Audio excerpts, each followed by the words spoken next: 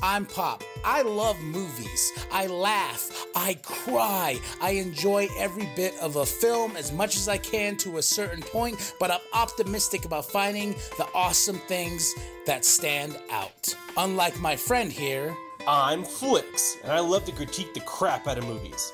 I love movies to death, but with all the crap that Hollywood is putting in our movies nowadays, someone needs to take a stand. we are Pop Flix. Hello, Internet, and welcome. We're here for another episode of Self-In-Flix-tions. By we, I mean me, myself, and I. And I mean you're here with me as well, so makes it all the better. For Flixations, I typically take very ill-received movies that I can't get anybody to watch with me, and, I take them on. Well, this one, the only person I couldn't get to watch it with me was Pops. For some reason, that guy just chooses to be real uppity with the movies he will and won't be a part of. Although for some reason he's willing to put me through some bullshit like Chopping Mall. But this one I'm taking on my own in sort of honor of the fact that the new Fantastic Beasts movie comes out later in this month.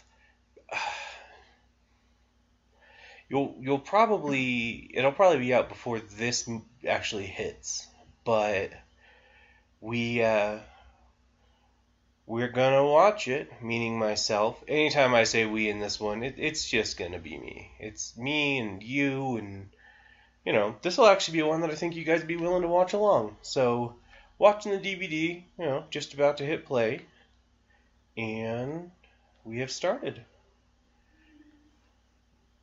The Warner Brothers logo, I think that might be one of the most iconic production logos of my generation, because, when I was a kid, there was always the WB, where you'd watch some of the best Saturday morning cartoons. Then that kind of shifted over to Cartoon Network and Nick, and just kind of grew out of hands, and WB became CW. But that Warner Brothers logo is pretty synonymous to my youth of Bugs Bunny, one of the greatest cartoon characters. So we see Albus Dumbledore walking down Privet Drive, pulling out his little Deluminator that we won't know jack about until, 6 books after this and 7 movies almost? It's a little ridiculous that this little thing has such little screen time, but becomes a real crucial plot point later on. But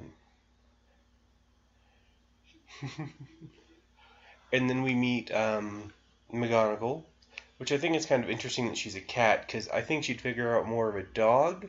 She's kind of a lot of the times, but cat is what they chose. I assume it's to be synonymous with witch. But this is one of the book adaptations that I had actually read the book before I saw the movie. I don't often do that because the true fact of the books are always better than the movie. It's a cliche for a reason. You've got 2-3 hours to enthrall an audience over a screen, where in a book, they spend hours and days reading just to figure out what's going on. But in a book, or in a movie, you only have so much time to convey these facts. So now we meet the big old fella, which, given the character that he becomes later on, it makes sense that they let him carry him. But the fact that he's a bumbling idiot, and he's got a good heart, but I still, as a person, would not trust him with a child that small. I'd be afraid he'd sit on him. Not on purpose, just on accident. So we find out that Professor McGonagall's been spying on these people all day. And this is England, so I'm sure that was within within the EU's policy on witch and wizards just spying on whoever the hell they want without people having the rights. But to the book versus movie though, it's not even that this is a poorly adapted movie. It's that you can only get so much out of the way. Like, the book literally starts with a full day of Vernon Dursley going about a normal life before all of this stuff happens, and he starts seeing weird, people dressed as we later find out that they're wizards. They're all dressed like that, celebrating that Voldemort has died. But that's not something that you're going to take, the first 5 minutes of a movie and convey when you have a magical world to get into. These logos, I think it's pretty neat what they do with them throughout the series, how they get darker and darker and darker, but it's still a logo, and it's still pseudo-annoying to have to deal with. So now we cut to him just being a little older and straight up abused.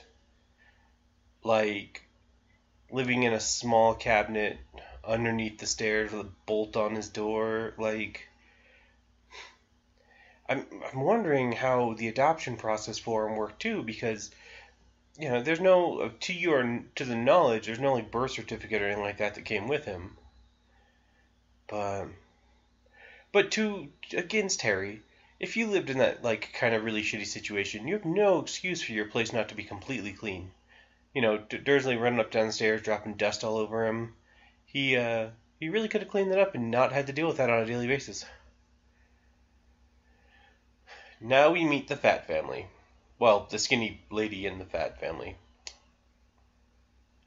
It's one of those...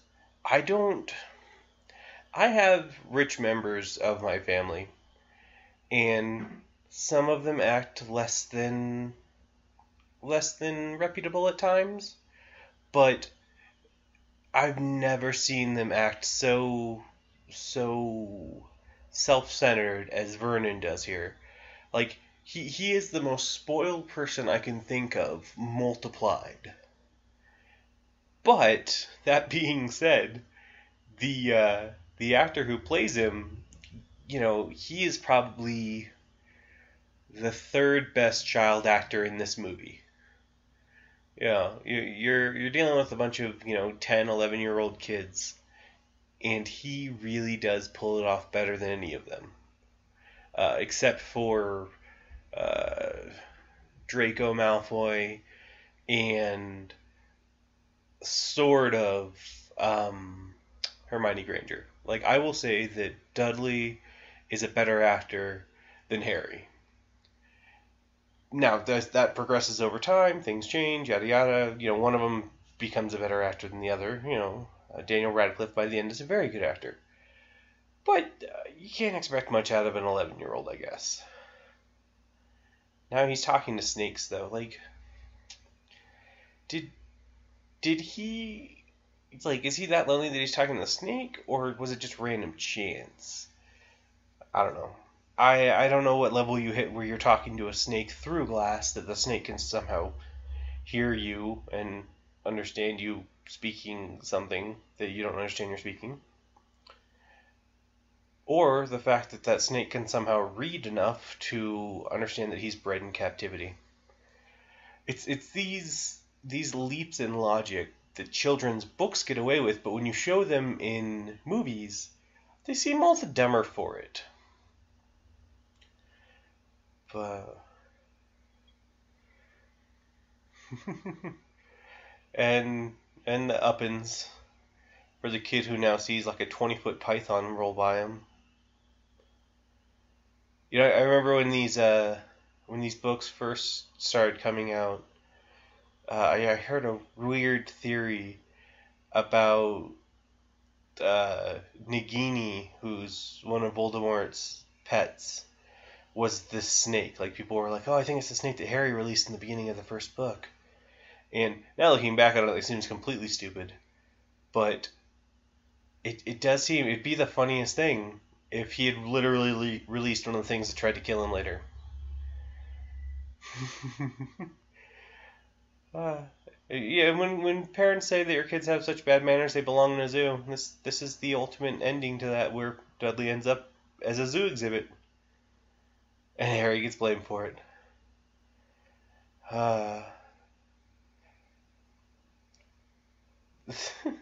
They're so overly British sometimes, it's hilarious. Little hat they're wearing.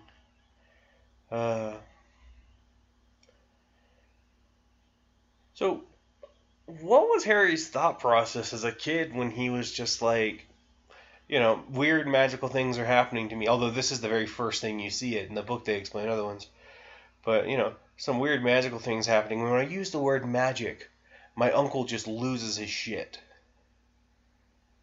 But,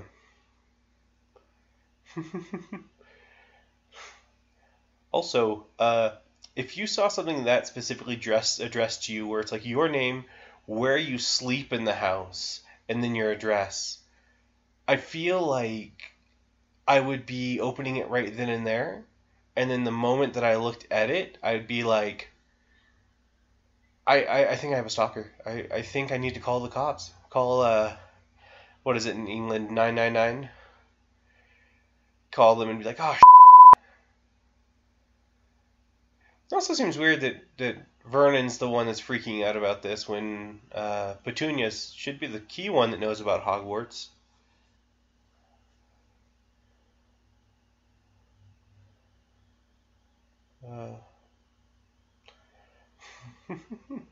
So many owls that had to be trained just to have this shit happen. Like, throughout the business, people that have to train owls, I'm sure any aviary trainers, they were very grateful for this movie to come out and be like, man, we had to train lots of birds and get paid a ton of money to do it.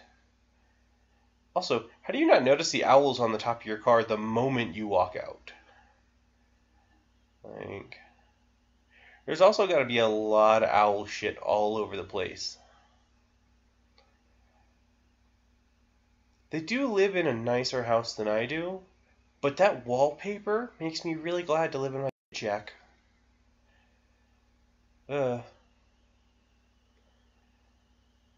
And in a matter of days, it seems, just a couple owls with some letters that have no relevance to anyone except for Harry have driven a man insane. Like, I feel like things are getting better for Harry, though, than they were before. So they wouldn't treat him so abusively if the letters had just come and this entire story hadn't happened. Like, things have been getting better. Because he didn't get, like, yelled at for answering Vernon's question.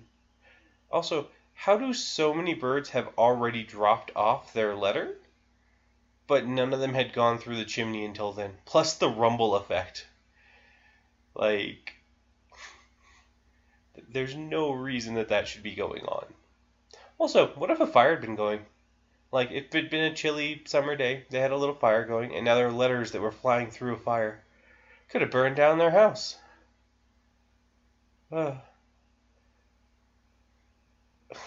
Also, the stupidest thing, he's in a room full of letters, floating in the air and on the ground, and yet for some reason he decides to go for the ones in the air instead of just ripping one off the ground and running off.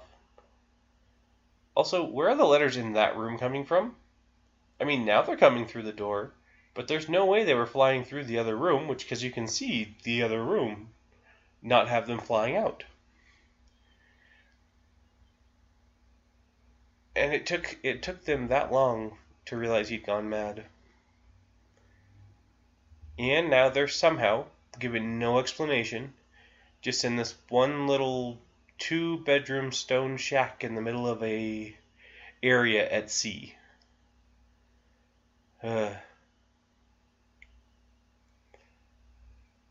And now he's making his own birthday cake out of dirt. We get it, Harry.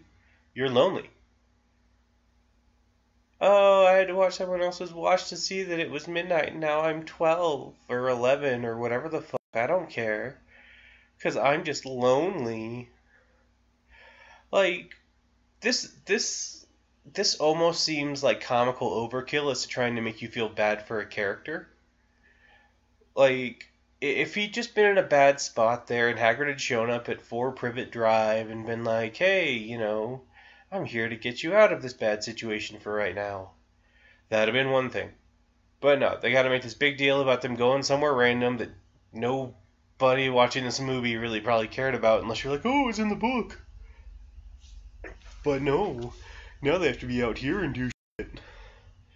God, it's just a waste of damn time. Also, they shot Hagrid in the face, this would be over.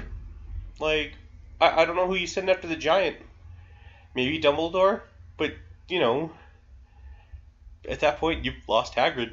Shotgun to the face. No magic is defending that. I mean, at least out of the magic he doesn't have.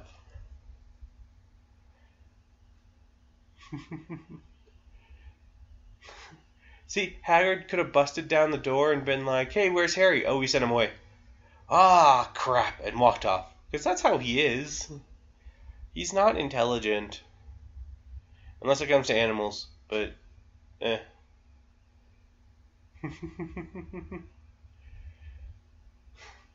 And then, he turned 11. And then, Dudley's just like, I am super scared of this giant man. Oh, wait. He brought the cake.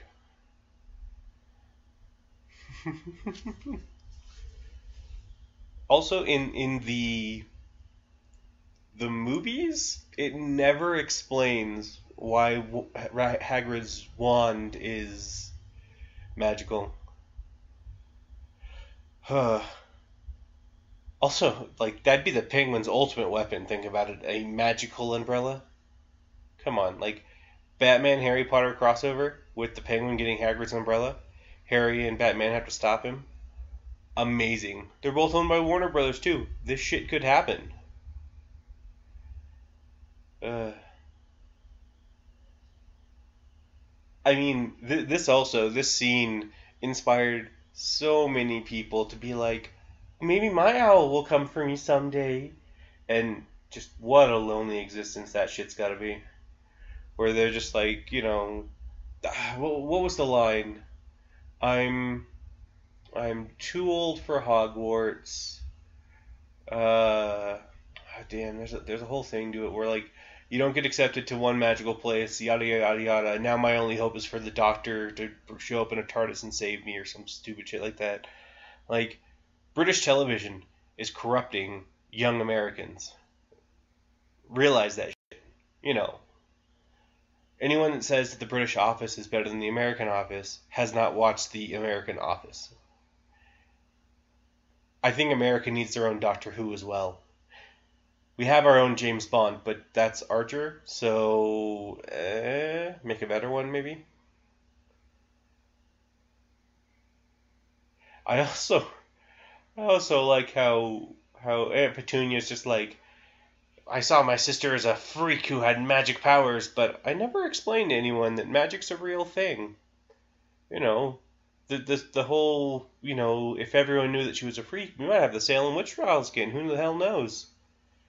Figuring out people are magic and shit like that. People want something surreal added to their life because it's so mundane. But what they really need to understand is that you can make your life special. You can do the things you want to do in life. You don't need to be a goddamn wizard to do it. And now with this muggle, now everyone's like, oh, we're just a bunch of muggles, yada yada yada. Like, pop culture bullshit. I can't believe this movie made so much money.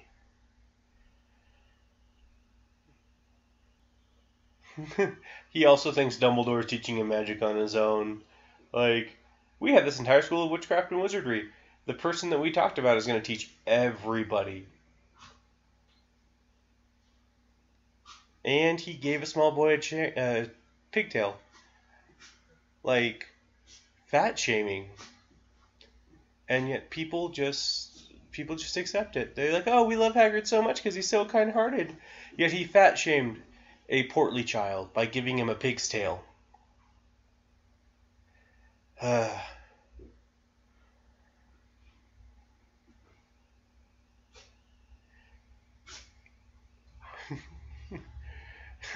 large man just busted into my house, turned a gun up, like the barrel of a gun up, and gave someone a pig's tail. Should I follow him or should I stay with my normal life? I'm gonna follow him. And then Harry was raped. Uh, this movie does it's Men in Black levels of creating a secret world on top of a normal world, but it does it in like such a way, and it's got such a unique and overly enthusiastic fan base that it really does make parts of it intolerable. You know, you're a wizard, Harry, is although I do like if he you take Michael Myers from the Austin Powers and you're just like, you're a hairy wizard.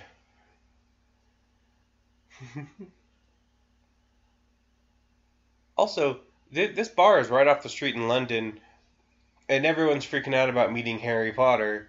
Like, I'd expect, like, one normal human person in there to be like, who the f*** is Harry Potter?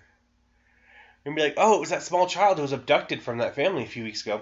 I should call the cops on these people. And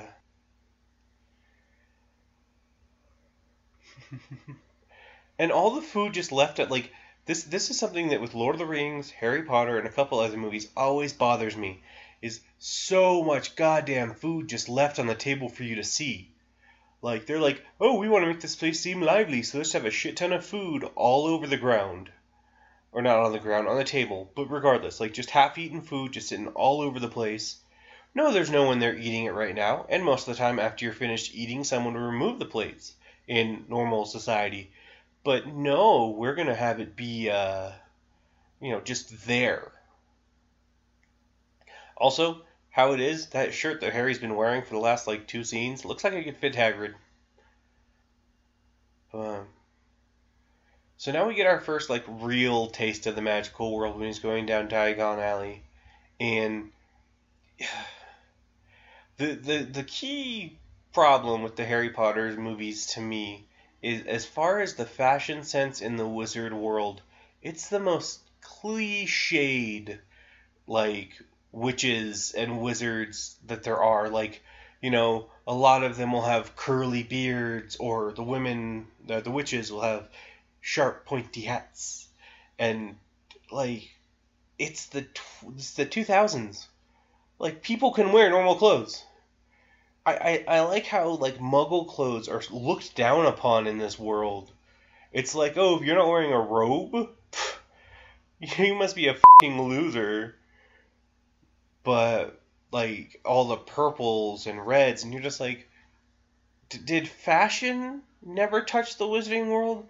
Like, technology didn't, but technology didn't because it was obsolete compared to what the wizards already had with magic. But no, with goddamn fashion, we're still gonna wear robes and shit like that. It's not really practical if you think about it. We should be wearing more modern clothes because we won't stand out. Plus, when things catch on fire, if you're wearing a goddamn robe, you might not know about it. I wonder if that will happen in this movie and be proven right towards me. And we meet our first fantastical beast in the goblins.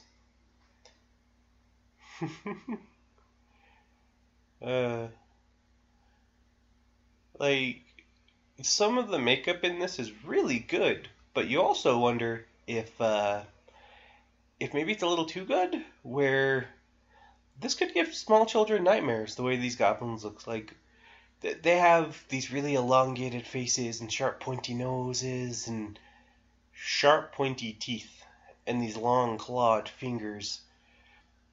I can remember movies as a child that was the horror monster. I mean, I know he's in this movie as the goblin right here, I believe, actually. But Warwick no, is it Warwick Davis?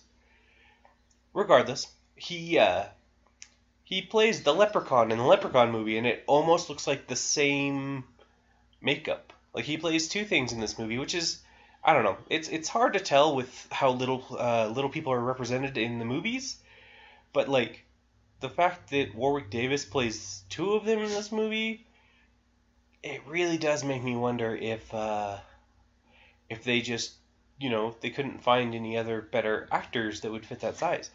But with the exception of Hagrid, also, that is something to this movie that they try to stick to, is having accurate depictions of the size of characters based on the actors. They didn't pull X-Men where all of these teenage youngsters are actually actors in their 20s. Like, they picked legitimate kids.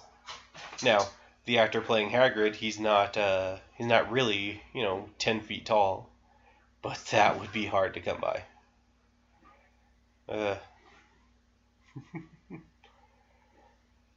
I also think it's funny they have the stone wrapped here.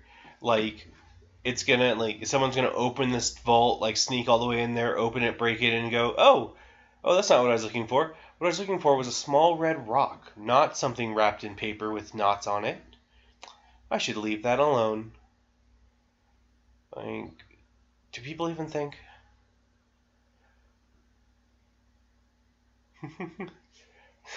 Also, Ollivander has been the one in charge of the wands since 382 BC. Talk about a shitty family business just to be stuck in. You have no means of getting out of that family. You are a wand maker. That is all you can do. Unless you've got siblings. But one of you is always going to get your ass stuck as being a wand maker. Unless they're saying that Ollivander's been alive for 2,300 and some odd years. But the fact that he looks far younger than Dumbledore, who's only in his hundreds, I assume he's just supposed to be someone who is part of the Ollivander family. Also, he's got this super crazy memory when it comes to a lot of people. Which, cool, but kind of creepy. You walk into the store when you're getting used to it, and this guy's like, oh yeah, I know your mom and dad. And you'd be like, how the hell do you know who I am? His scar's not showing? How the fuck do you know he's Harry? That's his defining feature.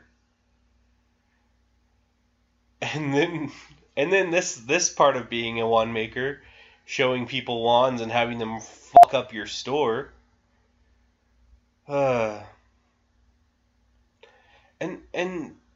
If every single one of those wands is a little different, is there are you genetically connected to a type of wand typically? Are the two wands he gave him similar to his mom and dad's? Or is it just hey, let's just pick whatever? Because then he goes and he finds the one that's I wonder if this one's going to make it so you're connected with Voldemort. But how do you pick like that? You have to know, because stupid Pottermore, which is how crazy this place has gotten, where they literally have the author of the books making more content to them via the internet just to add to the lore, which isn't bad per se, but it just shows how crazy this fan base is. If that's something that is pretty much required. But they say that wands are based off of personality, they show how the person is. So if you're picking an 11-year-old, that seems like bullshit. These kids haven't even gone through middle school, and you're already telling them for the rest of their life based on their wand what they're going to be like. Could you imagine that pressure where you're just oh, I got this wand, and it means that I'm going to be, brave and unbounding, and then you're just but I'm a goddamn coward, but that doesn't mean I'm going to be like that forever. You're pigeonholing people in these spots. And it's like movies, it's I don't know, them getting put in their houses later, where you're just it's bullshit. You know, you're picking these people based off characteristics they have at 11 years old. Do you remember how you were when you were 11 years old?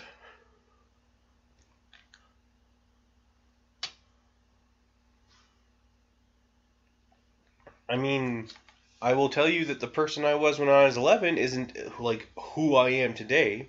It wasn't those choices back then that dictated, like, or it was nothing, like, it was things after that, you know. I, I grew up, I lived my life, I met people, and, even Harry, right now, if his wand is supposed to mean he's brave and true, he's shown none of that. He's been a pushover his entire life, just taking the abuse that he gets from his family, not doing anything back. So, how do you have this wand that's chosen the wizard to be like this, And, I mean, getting ahead of myself, the second movie, Ron, it's not even his wand. So that wand didn't choose a wizard. So it's bullshit that's what you think that you can have these situations based off of. And you know what? Yeah, in the long term, yay, it was the right choice. But does that mean that, like, within your subconscious, you know exactly how you're going to be when you're an adult, when you're a kid? Like, you go, what's the right thing? You go and you get this wand, and no matter who you think you're going to be, it's dictated who you are for the rest of your life. Because what happens if you have a traumatizing event? You have this wand that's for the brave and true, and then you have this traumatizing event, and forevermore you're just crippled. Is the wand not going to listen to you anymore? Do you have to get a new wand? It's bullshit to establish these rules in a universe where things change like that. Like, they don't even explain if you can get another wand if something happens. Because, like, you have to sort of believe that they do, but this is why books explain more. Second movie, Ron breaks his wand. Third movie, Ron just has a new wand at the beginning of it, and they never explain, did he go to Ollivanders again? Like, did he have to go to a different wand maker? Will each wand maker only give you one? Also, the story about Harry's parents dying just flew right over that. Like, for a person who couldn't say Voldemort's name, he says it quite well in the beginning of that. But it is also, like, his bangs cover up his scar, which, if you don't want to be recognized, that's fine. But that, that makes it so you can't be recognized. That's, like, your key defining feature. And he's also going to be, like, he's going to be put in that position where whenever someone sees their scar, like, oh my god, it's Harry Potter. And, that's that's like Zuko from The Last Airbender. If you see a kid with half a burnt face, oh, that's the Fire Lord's son. Also, great on Hagrid for not explaining jack to Harry about how he's supposed to get to where he's going. He's like, oh yeah, it's 9 3/4, where did he go? And for this to be Warner Brothers, that's also like the most Batman thing. It never gets explained, you can't believe that Hagrid knows how to just disappear. Goodness knows he hasn't shown that level of power as a wizard. But you ever think that, like, they have to wipe the mind of the people every year for the trains?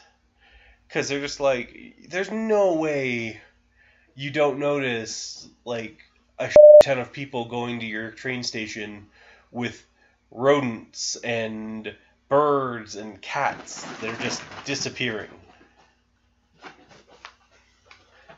But I thought dude's got a giant-ass barn owl and nobody notices. There's a guy walking in the same direction that he was.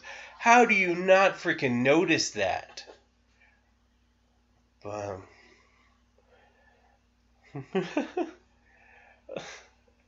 also, telling your mom when you're identical twins that you're not one, you're the other, you think that your mom would, like, be able to, like, school you real bad on that. Also, every member of the family has a pet, it looks like, because Percy, the old one, had an owl, and one of the brothers had a cage that looked like it was a rat or something like that. Like, how are they such a poor family and they have these? Are they just finding them outside and claiming them as their own? I mean, nobody explains how they got Scabbers in the first place, and suddenly they had him, so can you just assume he was walking on the ground? Someone's like, oh, rat, it's mine, I'll use it as my magical pet. Uh, One time walking through an invisible wall, you'd always like second guess if the walls you were going is invisible or not visible, tangible or not. I think it'd be funny if they did that all the time as a practical joke and just had like an entire building that wasn't actually there. It was just could be walked through. This also started a rash thing of people being stupid about platforms 9 3/4 and walking through the side of one.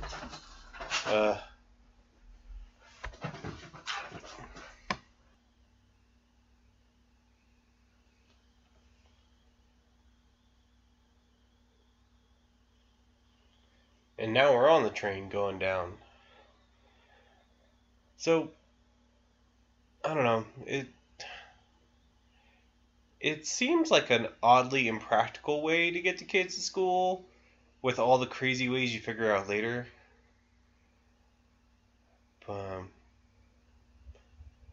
Also, it's kind of crazy to think that Harry had this compartment to himself for so long until Ron showed up. Because, like, in later years, like, everywhere else is full. And they have to, like, sit with one of their teachers one time and all that bullshit. And you're just like, oh no, our first year, I guess there just wasn't enough people. In pretty much the baby boom after the Dark Lord came into being. And then another thing jeez, poor shaming, first and foremost. But another thing that became a big thing after this movie was all of the candies it did too, specifically the Bertie Bott's every flavored beans, where like you couldn't go to a place that had a checkout section that wouldn't have some of them just sitting around. Although they never went as extreme as the movie does. You know, they always had like tame flavors, and I gotta be honest, like I'm sure there's some out there. And feel free to send it to us so we can try them. But all of them seem so tame. Like, and then you got the ones in the movie. They're like, yeah, no, earwax, booger, yada yada yada. I'm like, I'd try it, just to say I had. Oh, and then a chocolate frog. What is the practical source of having a frog that becomes a piece of chocolate that is a frog that becomes anthropomorphic and can just run away? Like, I don't know. Oh, and then and then somehow the pictures have sentience. Like, think about that for a second. Does that mean if someone takes a picture of you, that picture will have your personality from that moment imprinted on it for the rest of the life and never grow? Like, you could literally just like take pictures and pictures and pictures of yourself and send those pictures off to do things for you. Like, and I know, like, not in a physical sense, but if you put it on a chocolate frog, you could just jump away, put that face on it, and you could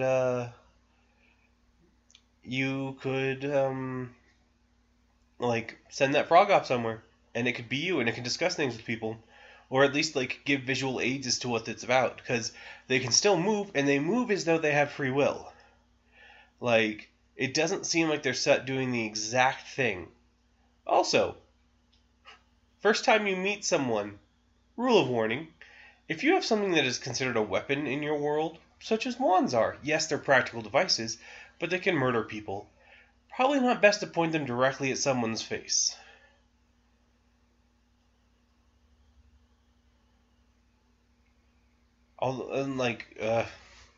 The acting of the two boys is just terrible, and it's obvious that Hermione has like stage direction, but she still does a better job than most of them. I don't know.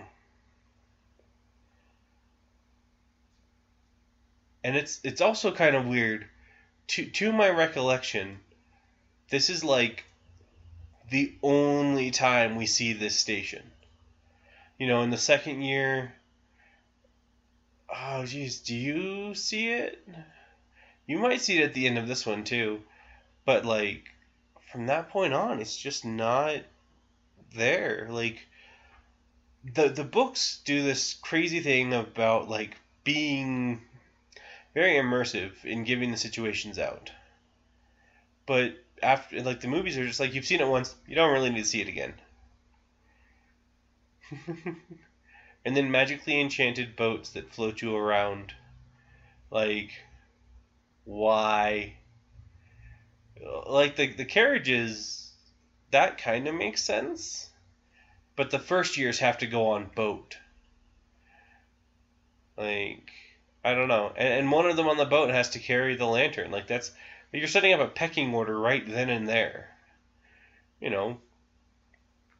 Also, the freedom that this school gives these kids to just do whatever the fuck is really, you know, a bit disquieting. Where you're just like, these kids have such little structure to most of the stuff they do outside of like their first day there.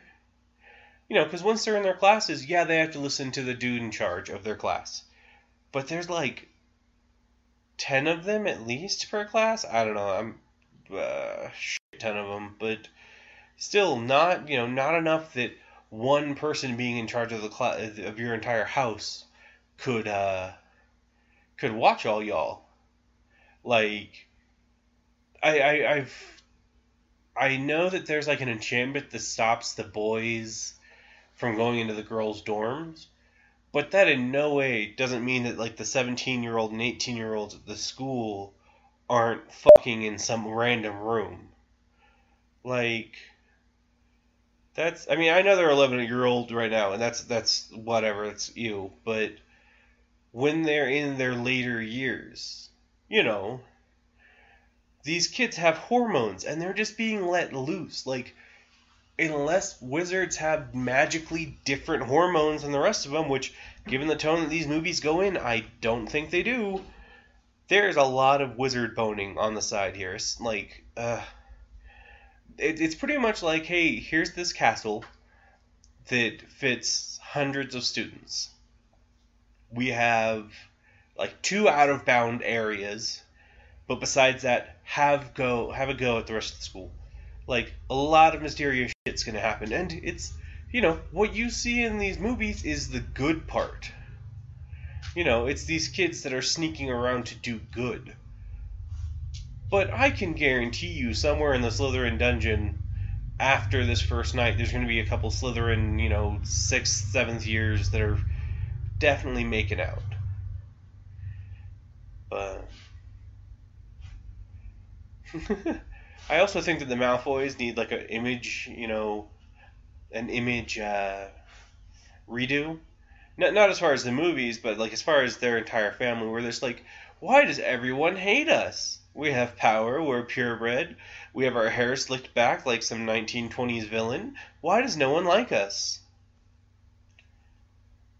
Also, are the candles practical? Like the floating candles in the sky?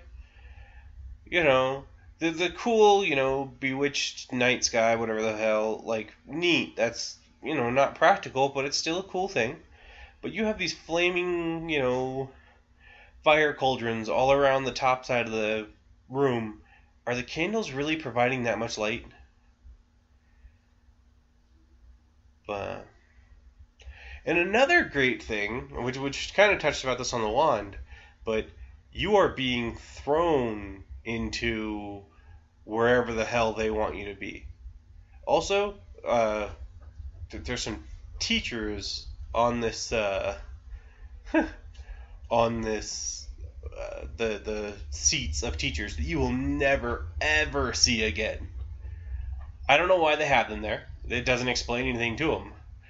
But, you know, they're like, oh, we need this number of teachers. What do they teach? I don't know. They're just here. Who gives a shit? Like, you never see, I mean, You see Professor Quirrell teaching one class. But besides that, you do not see anything pertaining to Defense Against the Dark Arts.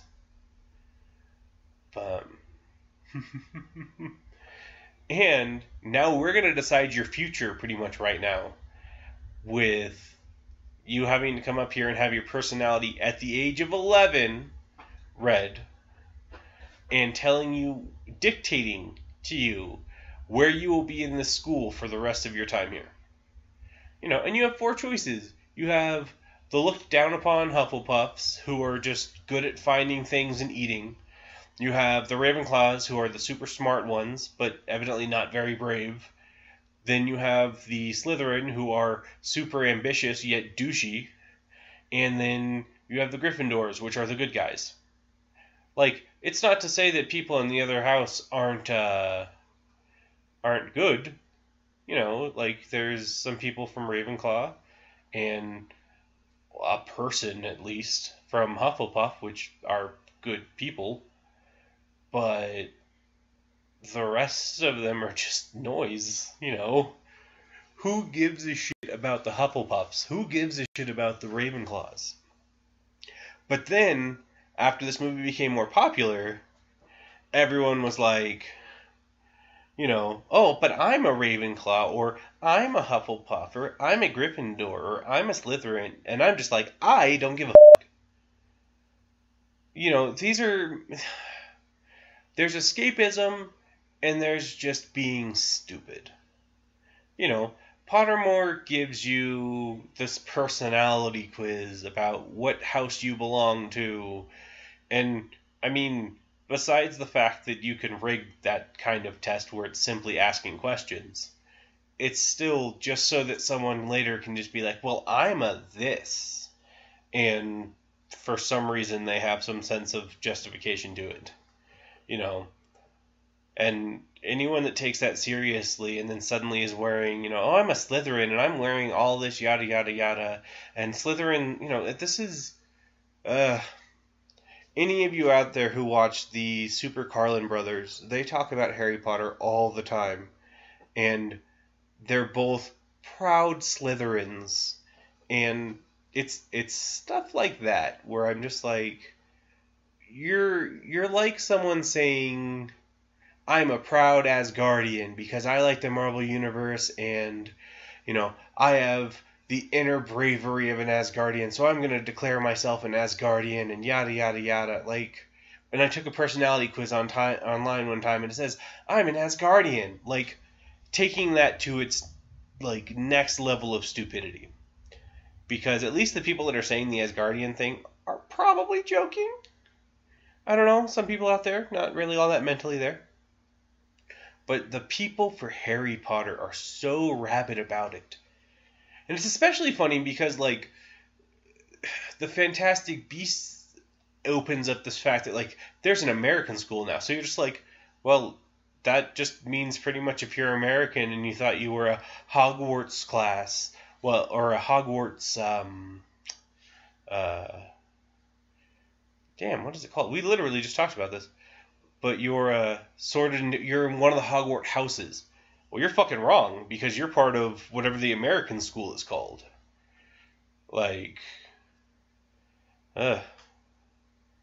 Also, given that these feasts, the food that pops out seems to come out all the time, it is amazing by the end of this that Harry is not, fat. You give this kid who his entire life has been... malnourished, and then give him all the food he wants, he's probably gonna, plump out real fast. And then you get the ghosts that haunt this school. One of the various things that you're just like, why? Why would a school for young people have a Bloody Baron, or Nearly Headless Nick, or Sir Nicholas, and,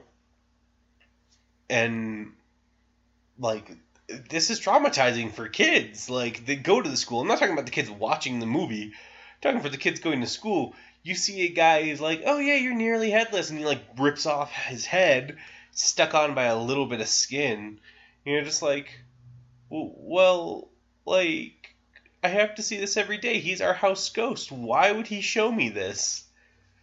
You know, uh, some of the I don't know. I feel like this is called a cameo for John Cleese, but it's barely worth it. Like, I know he's a famous British actor, but why would you hire him for something that mundane? Give him a better role. Have him be Dumbledore. I don't know. John Cleese is Dumbledore. Tell me what you think. Also, Percy as the house leader dude, kind of a cunt. If we're talking British vernacular, they use that word all the time, but still, kind of a cunt. Ugh. Plus, if you're going from your house nearly anywhere, from your house room nearly anywhere, well, fuck you. Also, this place changes from time to time. I think it's in the third movie. The entry to Gryffindor is literally at the top of some stairs.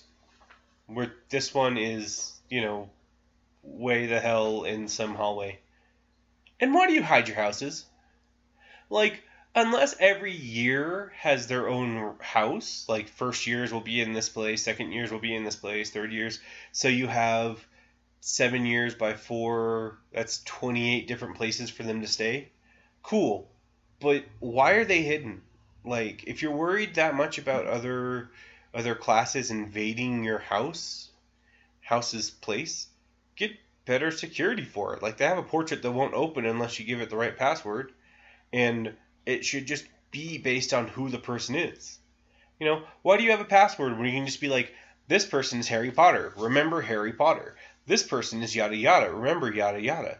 And I know there's the apologies potion and all that shit that happens in the second year, but by that same right, if there's 3 people showing up, and 2 of them are Polyjuice Potion, and 1 of them is a real person, the door's not going to know who the fuck to trust. So it doesn't matter at that point in time. So now, I want to say almost 50 minutes in the movie, for Harry Potter and the Sorcerer's Stone, we have him attending his first class. Because who doesn't want to join an exciting and riveting world of witchcraft and wizardry that involves going to class? And your teacher can turn into a cat, dude. You're f***ed. Like, can a cat come into a dorm room? If someone is an animagus, can they just slip through that way? Like, if you can become a bird, or, you can fly, can you bust through one of the windows in the places? Because that's still, like, if they're just normal rooms in a house with a door blocking it, who the f*** knows? And now it's Alan Rickman's turn. You don't even get anything taught in that first class. You literally just have the introduction to the class of, hey, you guys screwed up a little. And then what do you get out of this class in potions? Hey, you guys fucked up a little bit. Like, It's also weird that you would have the heads of other classes teaching your class, even though some of them have very blatant biases. They talk about in the books, and I know I've been bringing that up a lot, but they talk about in the books how Slytherin has won the House Cup so many times. And you're like, well, what happens if it's just been, Professor Snape and any of the other Slytherin teachers constantly fucking over the other ones by taking away points and giving some of their own, and just because that's what Slytherin does, and, some of them are honest and true and don't want to do that, but Slytherin's like, fuck you guys, we're going to win.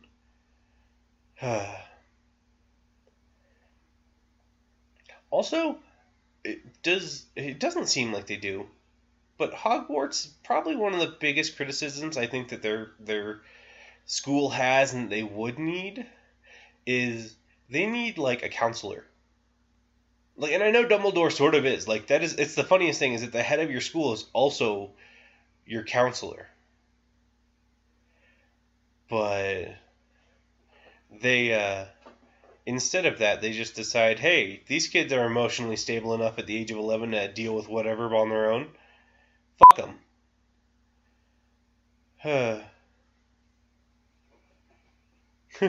So there's a deleted scene to this one where he's just like, clearly fame isn't everything, and then Harry's retort was just like, clearly Hermione knows the answer to the question, and I'm just like, I would have respected Harry, but thought he was more of a douchebag, but still respected Harry if he'd said something that snarky, and given later, it really would have been a lot like his dad, but. Ron has a superpower of hearing, by the way. Like, this hadn't even happened, and he hears just a little squawk. He's like, oh, Male's here. It's like the guy in the forest who just touches the ground and smells the air, and he goes, the rain will be here soon. Ugh. Also, like, how well trained do these owls have to be not to be shitting everywhere?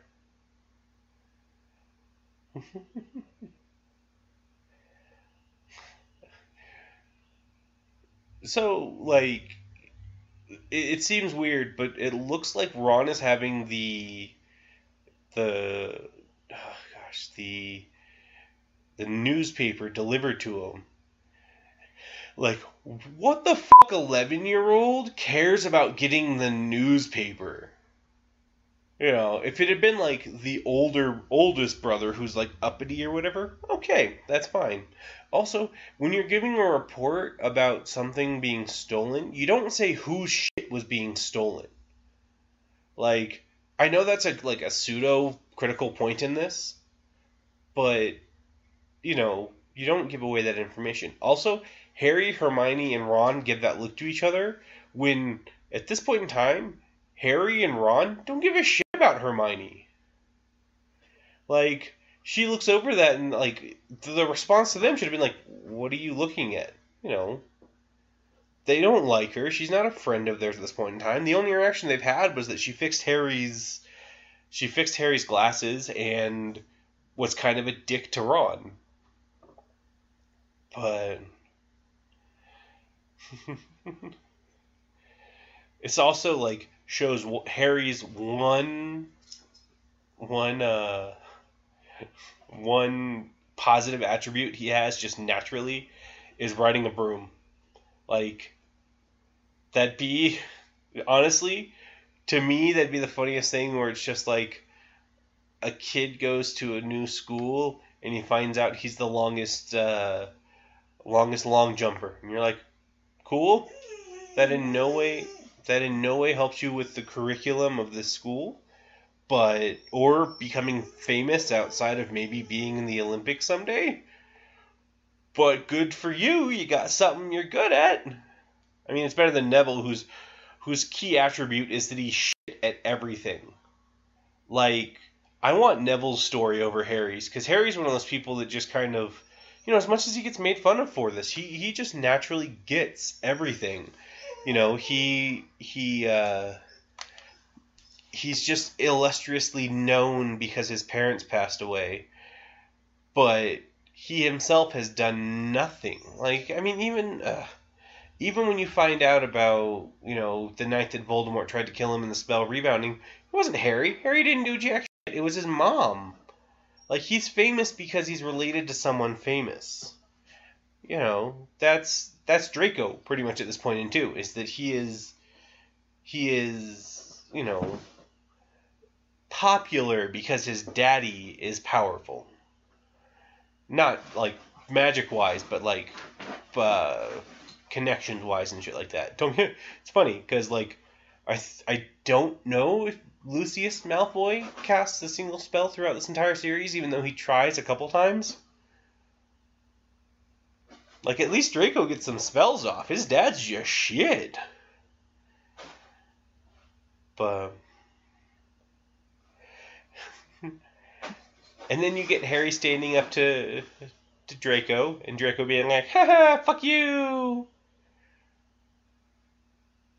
I mean, there's spells to get, things down, and if Draco, put shit on the roof, I feel like the best course of action here would have just been like, hey,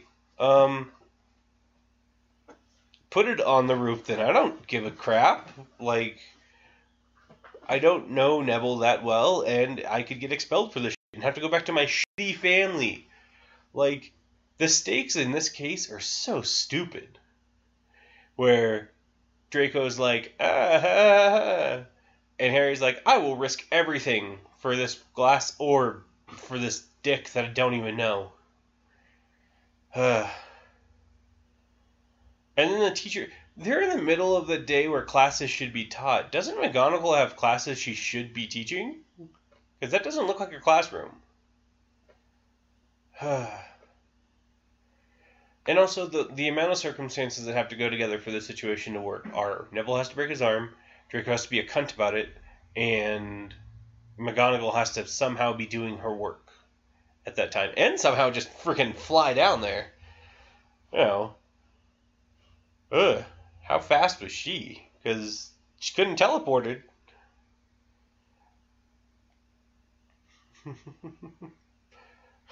Those brooms look like the worst thing ever. They're notched all over, and you're like, I know they're training, but they look so stupid. Also, biggest question I leave this movie with is, what was he doing with that iguana? What do iguanas have to do with the Defense Against the Dark Arts? Please, explain this to me. Are they strong against them? Are they a symbol of evil? But, there's divination where you're typically talking about the connection that animals have to certain things. So what the fuck does the iguana have to do with anything? Do they just want a scene where there's an iguana? Come on. And now we're getting hyped up over a wizard sport, which, the book, and I don't remember if the movie does it, but the book very heavily compares it to British soccer. And you're just like, so is that the way that you ingratiate yourself to people?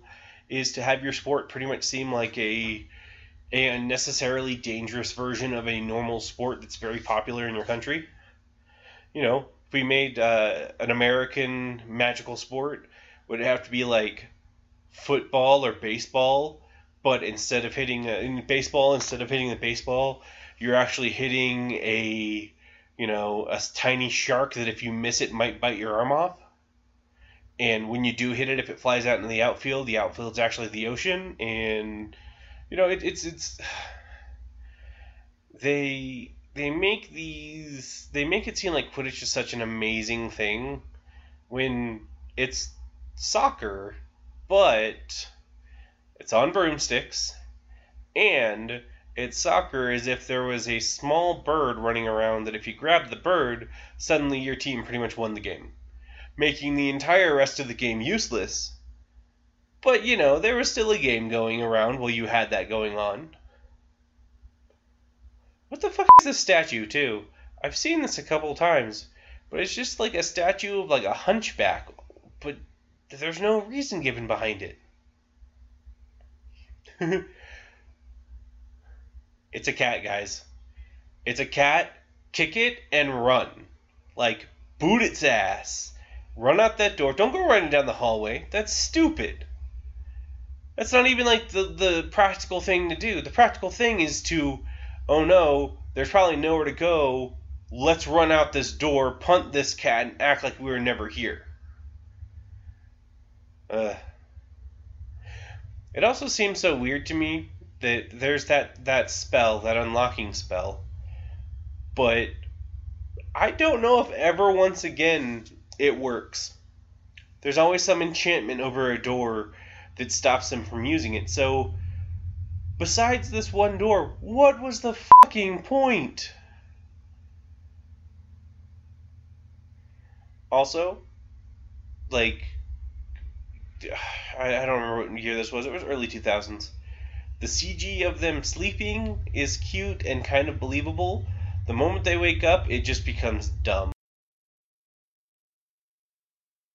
Also, 3 children fighting one of the heads of Cerberus. I don't think the children win. Nor does that tiny latch, but the movie will believe you to think it is. Also, they ran all the way from there back here and only started talking when they got to the common room. But... And then they walk to the top of the stairs, where... Actually, in this one, I guess there is nothing stopping the boys from going into the girls' dorm. Because they're literally just a door across from each other. Also, that delivery was just terrible. Like, she might not be one of the worst ones, but she is still not a good actor at this point in time.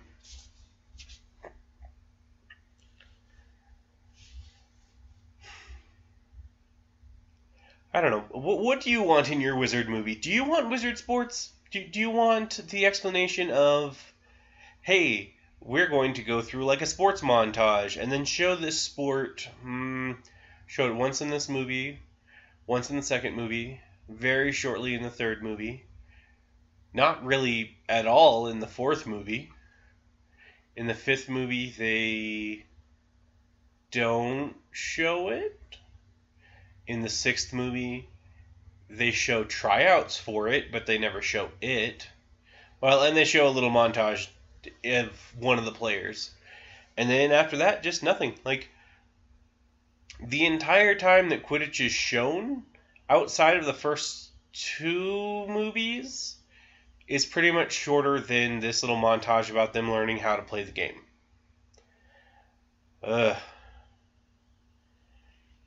Also, that was some broken ribs right there. The fact that he caught that, he is dead. He's also a magnet to those in these movies. So you'd think he'd learn to wear a helmet. But he doesn't, and I'm sure he's lost years of his life and a lot of the memories of his childhood by those little bludgers.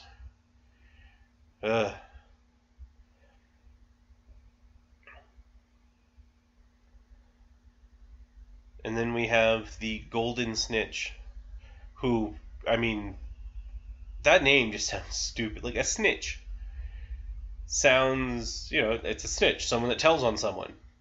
Why is that an important thing? Like, and maybe the British term for it means something different. Maybe it is a small bird.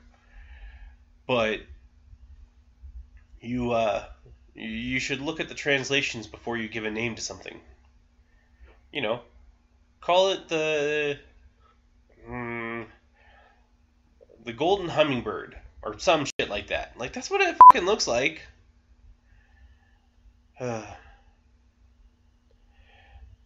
This is one of the weird things about the series is, like, 2 characters slightly change between them. This is Professor Flitwick, I believe, and by the 4th movie, I don't know if it's in the 3rd movie too, but he loses like 300 years and becomes super young. And this is I believe this is the second actual spell we've seen. We saw her fix some glasses, but then I don't think we've seen any other spell cast so far. And you've got Hermione pretty much like getting herself hated by everyone by being good at everything, which, don't get me wrong, like, there are 2 sorts of people, in academics, to my knowledge.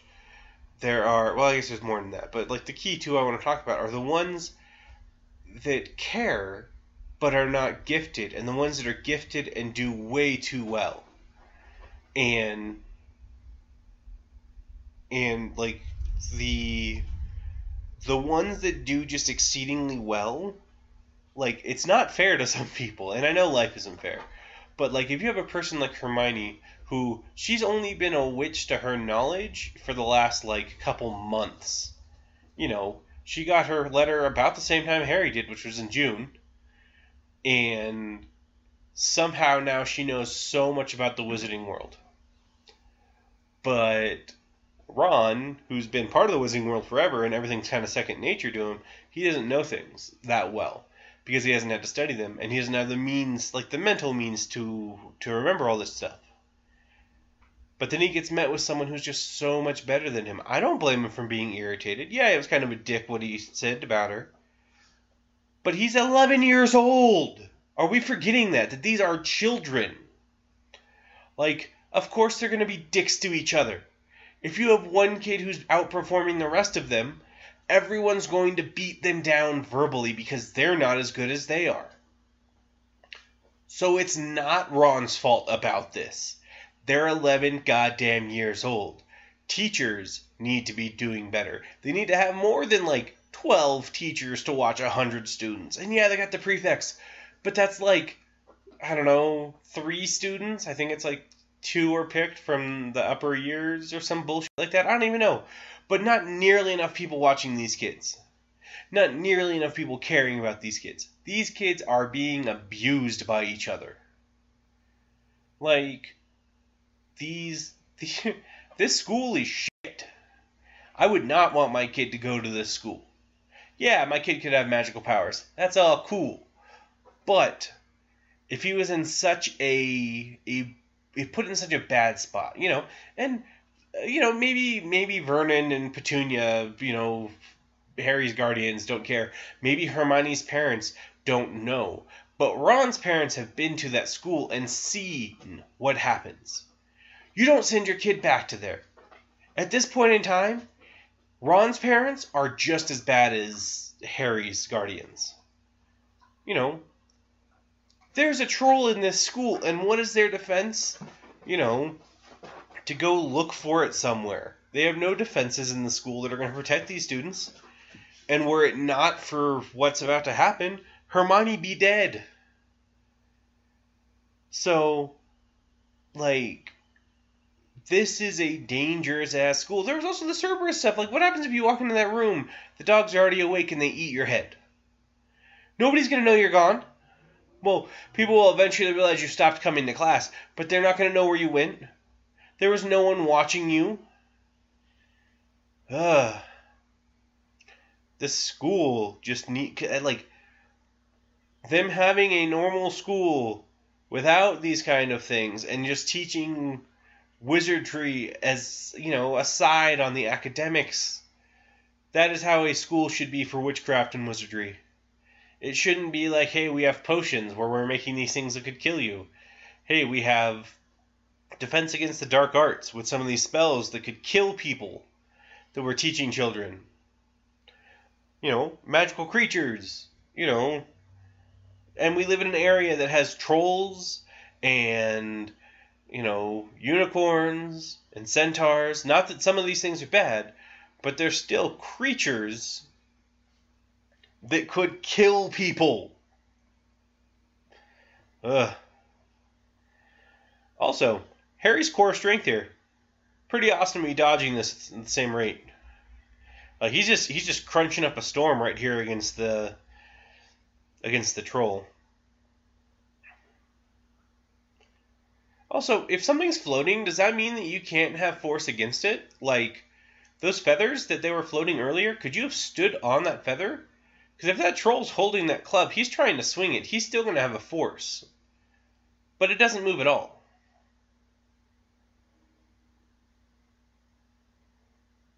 Also, if trolls are supposed to be so stupid, how do they find and make their own clothes?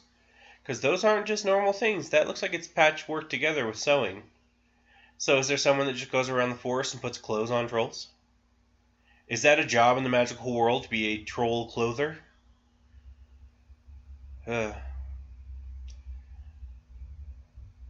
And I would never use this wand again. He wipes it off on his robe when they're in a restroom that probably has some means of drying things off. Also, Hermione explaining this falseness as opposed to the truth of, when, earlier today they said something that really upset me. It wasn't really meant by them, but I took it wrong. I went to the restroom and I was crying in here. I never heard anything happen about the troll, and then suddenly the troll was in here and they came and rescued me. I'd have been dead if it weren't them. Somehow doesn't sound as bad as, well, there was a troll, I thought I could take it, and I went after it. Like, and these guys came and saved my ass for being stupid. I don't understand why she had to lie about this. But, and I'm sure that restroom will be up and running in like a day's time anyway, with how magic works. It literally is probably going to be working in 10 minutes. But it's if this is how they become friends, that's stupid. Because it's just like, we saved your life when we put it in peril in the first place. But we also didn't put it in peril because of the troll? Wasn't, like, supposed to happen. And then you have characters who don't show up till later, even though they're in the same year, like Luna Lovegood or something like that.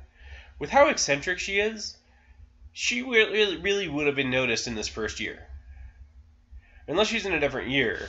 But I'm fairly certain they're the same year.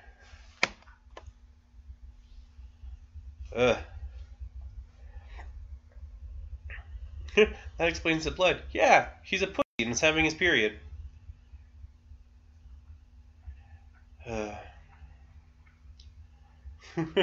Why is Snape limping? Because of the blood. What do you mean? The blood's not in his leg anymore. What do you mean? Did you not take basic wizard sexual health class yet? I mean, come on, Hermione. It's hard. I will be honest. This is one of the ones that's, you don't want to make sex jokes because they're 11 years old. But teachers are fair game.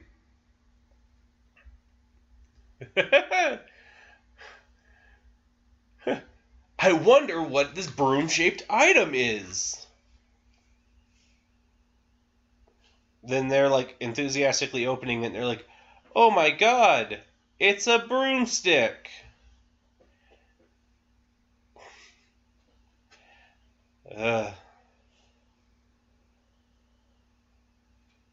Also, he believes it's given to him by McGonagall, but he doesn't know. Like, also, if your teacher can buy you a broomstick that has a better performance rate than everyone else, is that not cheating? Like, is there not a standard broom operation for Quidditch? Like, you can just use whatever the hell you want? Because that seems like whatever team has the most money is a lot better off. Also, things not to explain right before someone's first game was your first game where you got your ass knocked out and woke up in a hospital. Like, that is not a confidence builder for a newbie. That'd be like, in a football game, you're the starting quarterback and you ask the last starting quarterback, yeah, how'd your first game go? Oh, I shattered my knee. Took me a full year to recover. That's not a confidence booster. But it is a little unfortunate that pretty much everybody just hates Slytherin. Like, that's the thing is, Hufflepuff and Ravenclaw and Gryffindor are all against Slytherin. They just hate Slytherin, and you're just like, you guys need to rebrand. Stop being Slytherin. Come up with a fourth house name that's different. I don't know.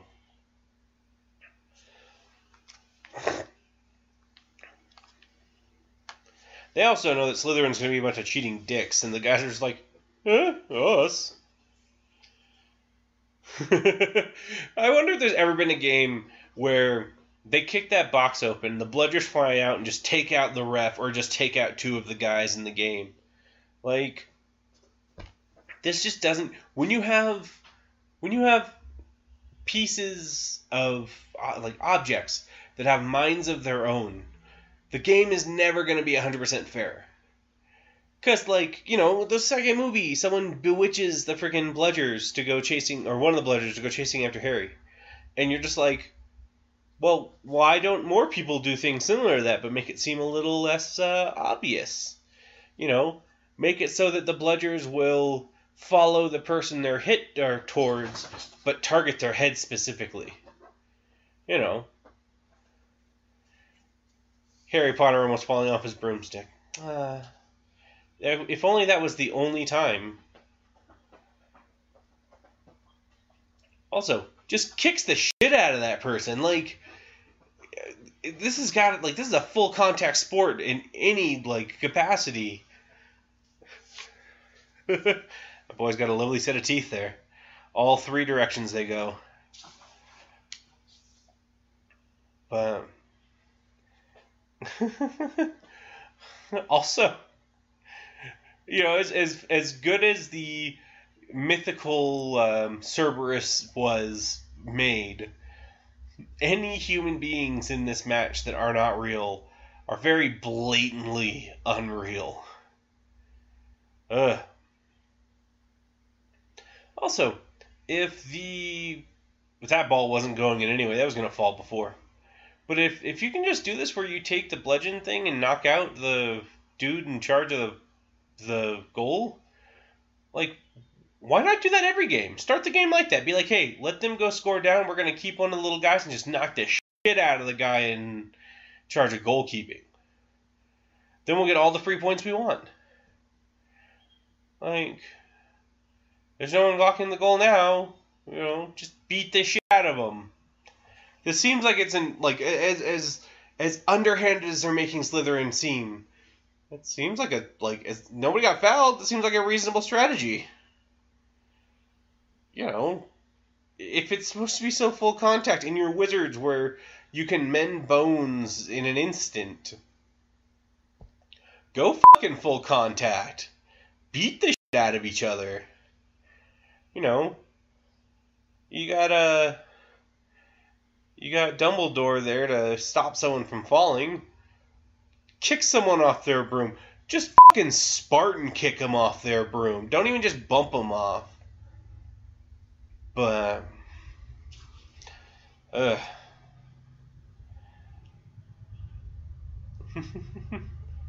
Now, this is also not a bad strategy if it was legal.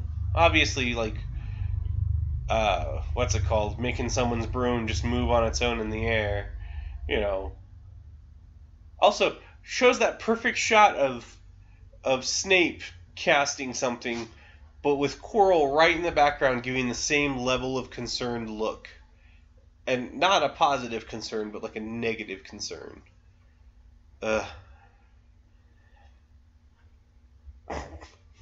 And this is what happens when you have a 10-year-old or 11-year-old try to emote being thrown around.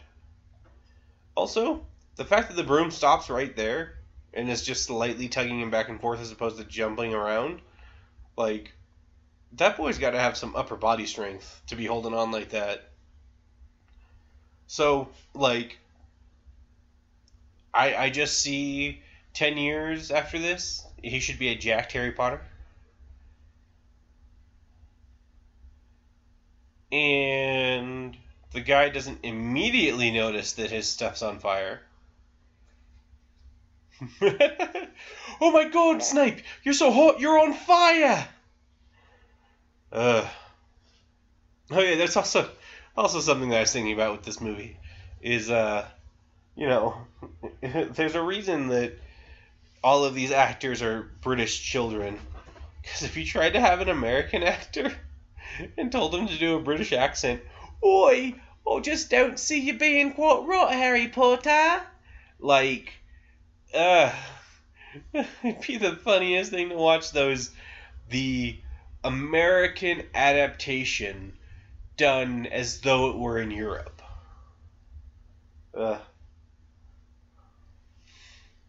So if I was a Slytherin dude here, knowing that we're dicks to each other, I'd have kicked the side out of Harry's broom and had him fly into the wall. I mean, yeah, not a good thing to do, but it's not like it's out of character for the rest of this place. And at this point in time, it is the only safe time in a Harry Potter movie to make a joke about an 11-year-old having a ball in his mouth.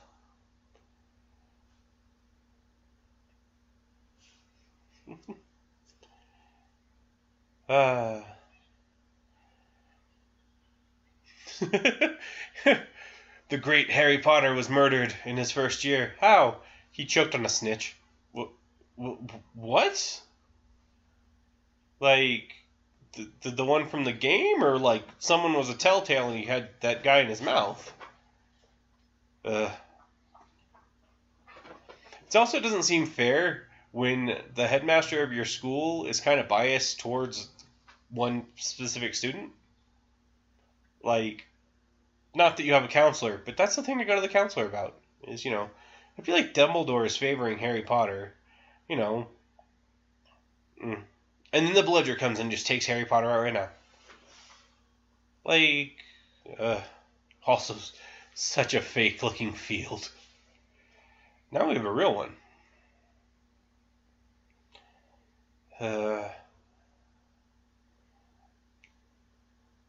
And now in defense of Hagrid here, if I had a three-headed dog, he would still probably be its name. Unless it was a hairless dog.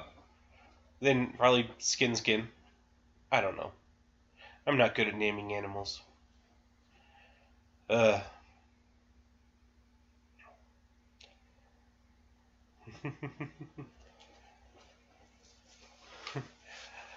love how being a Hogwarts teacher automatically removes you from suspicion. Because, nothing bad has ever been part of being a Hogwarts teacher. I mean, it's not like Voldemort tried to be one of them. No.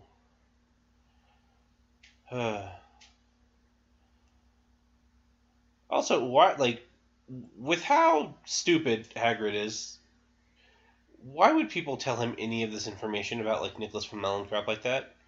Like, you're just asking for someone to figure it out.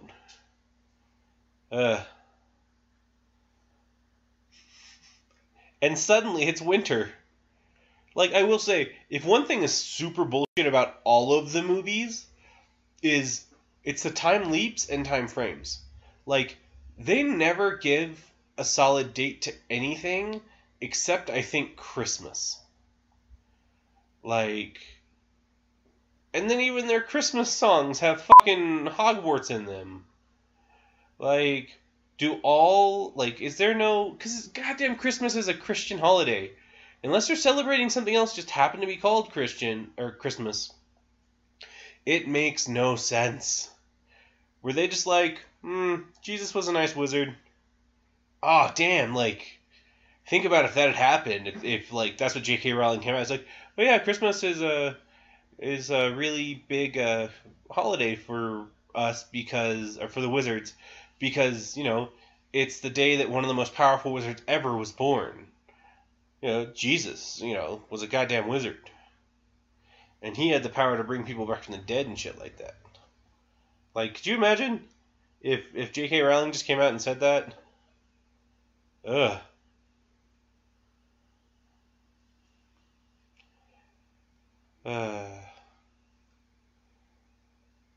Also, if, she tells them that they need to go looking in the restricted section to go find something.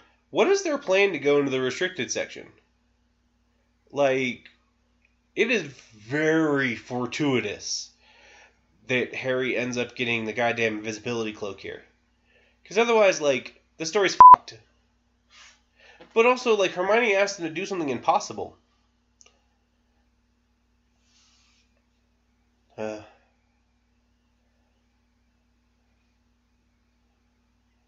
Now, that line was probably the saddest line in the entire series of Harry Potter.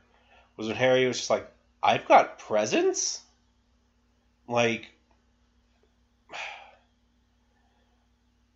Of the various things that Harry has had to go through, the fact that he is mistreated is not new. But the fact that there's been no one in the first 11 years of his life, in the wizarding world or otherwise, that decided, it's Christmas, I should send Harry something. You know, fuck the Wizarding World. Harry should have like a backlot of like gifts from hundreds of wizards being like, thank you for saving our ass. You know, you are a legend among us. Thank you for saving our ass. But, like, he is quintessentially the celebrity of the Wizarding World because of what he did to stopping the most powerful Dark Wizard. Yet, like, I get, as stupid as it is, I get Dumbledore's thing of, well, if he grew up in the Wizarding World, he would be a lot different. He'd honestly probably be a lot like the Malfoys. But, given how James gets described in these things, it wouldn't have surprised me if he had been raised in the Wizarding World, if he'd come out like Malfoy anyway. You know, as stupid as this is, it's kind of fortuitous his parents died.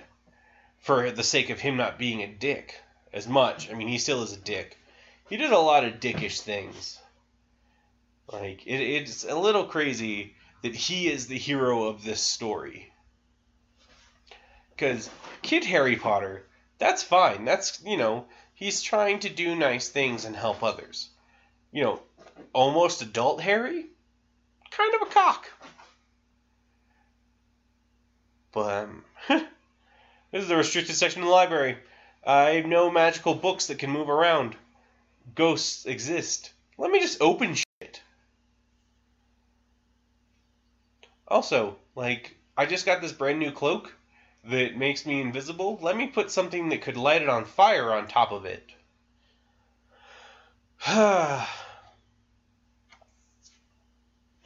Also, you've got to feel bad for the caretaker. Like, as much shit as he gets for being, like, he's such a dick to all of the students, he's got to take care of the grounds with hundreds, at least 100, goddamn kids just running around with, like, 12 teachers among them. Ugh. Like, he is probably the most underrated character for what he does for this school. But no, we're going to shit on him because he's a little strict on people.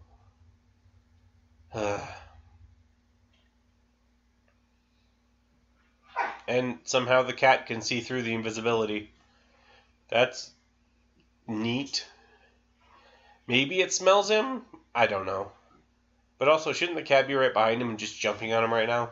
From Quirrell and Snape's perspective, the cat's just clung to something in midair as that nothingness just starts screaming, "Ah!"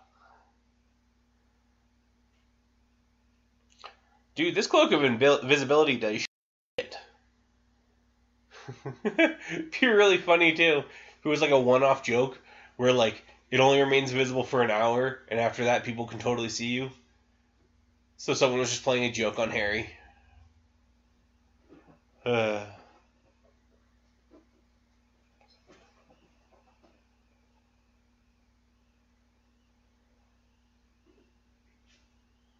Well, if there's a lantern, which is the describing point as to why there's a student out of bed, you should probably see where the lantern came from. Or maybe have some goddamn security. Makes it so kids can't be running around at 2 a.m. in the goddamn morning. Looking at restricted shit. Ugh.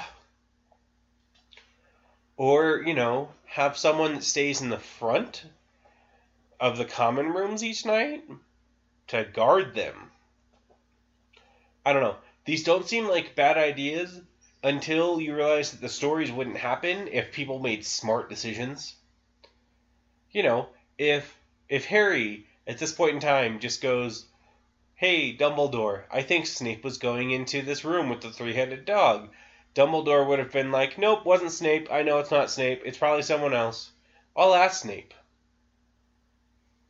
Then Harry goes into the forest, and he's like, "Oh, shit, it's Voldemort, you know.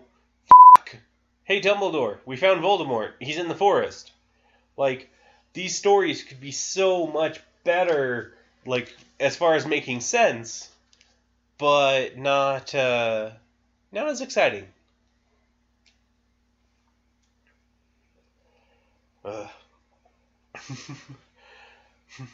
If there's a mirror that showed you your desires behind you, by the time he's 15, it's going to be some big-titted women behind him.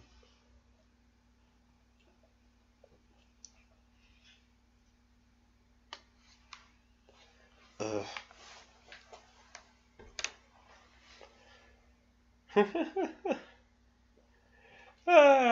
He's in sorrow. My mom and dad are dead. Oh man, that'd be another good part to the Batman v Harry Potter. We both have dead parents. Mine was killed by a Dark Lord. Mine was killed by a crime-ridden alley. We're not so different, you and I. Let's team up and fight Joker Mort. I don't know. Still be better than Suicide Squad.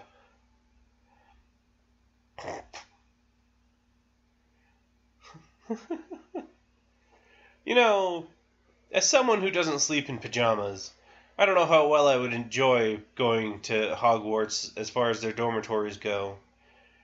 'Cause, you know,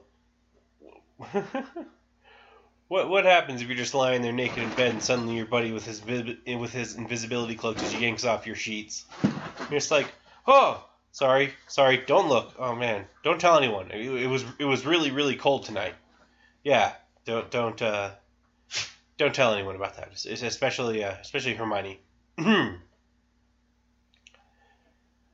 So how do you, from a picture, because it doesn't look like Oliver was wearing anything different than Harry, how do you tell who's the captain of the team or not?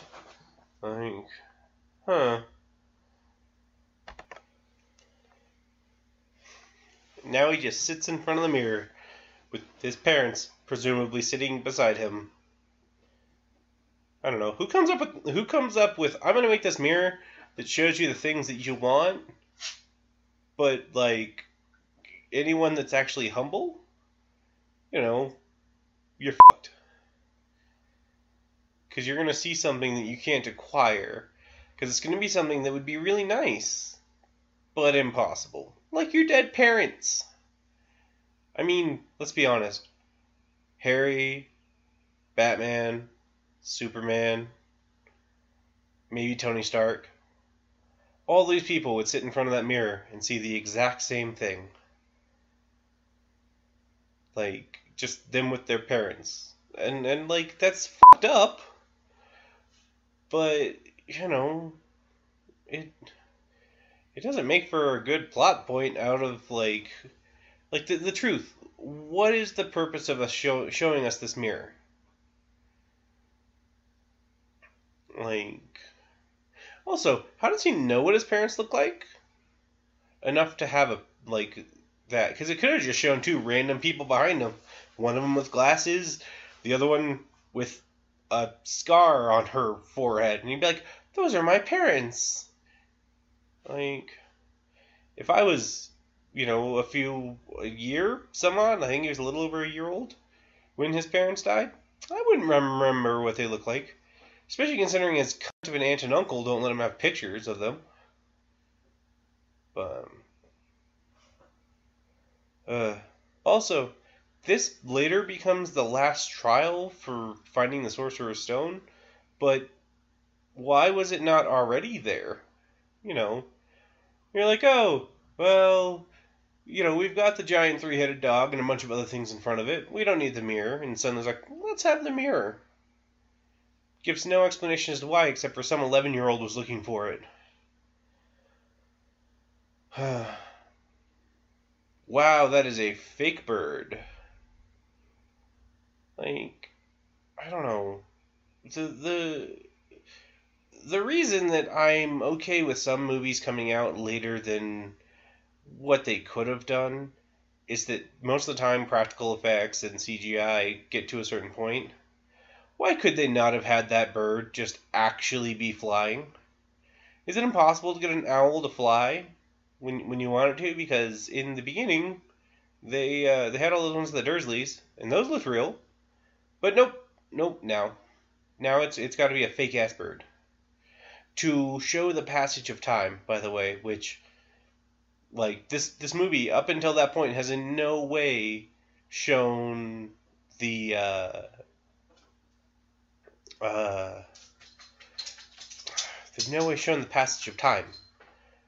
Like, they suddenly decided to do a different way of showing it. It's just a different transition, but it still sucks.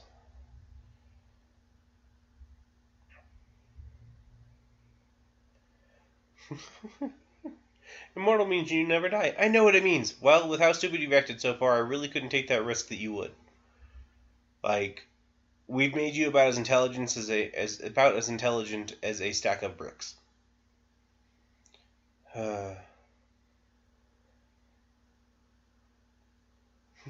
I love the time that Harry's glasses don't even have glass in them. Like, why? What is the purpose of making, for a movie with a character with glasses, them not have glass in them? Now, obviously not like prescriptions, but, you know, just tiny pieces of glass that will make that seem like there's glasses there. Ugh.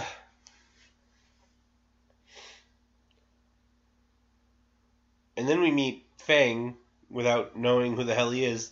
Suddenly there's just a giant dog sitting in a seat.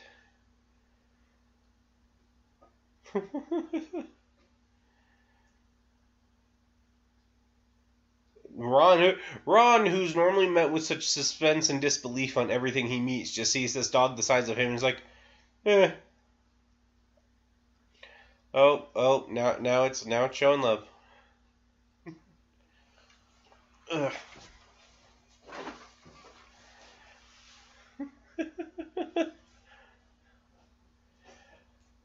You know what the worst part of this all is? Is that we have a fake-ass looking owl, which is a real creature. And then,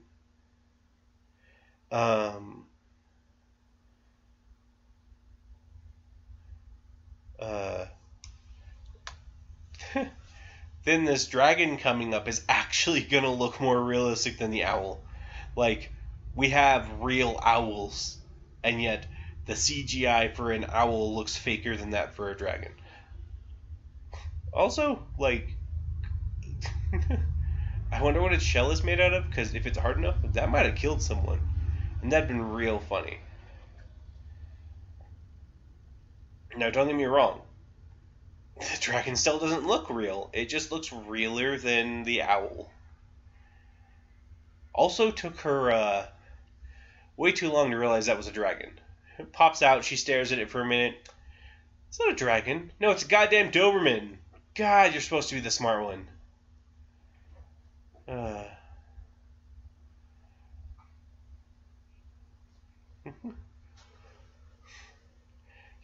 You're 3 seconds old and you have a name. Most parents don't even give children their names that fast, but hey.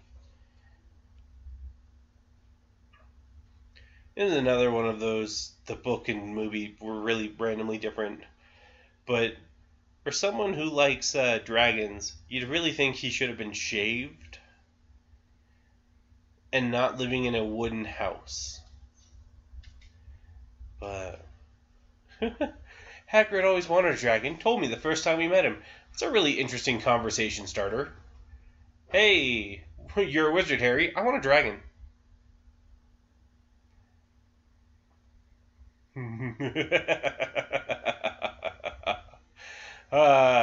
Nothing like an evil villain spoiling the hero's plans of being out at night to talk about that.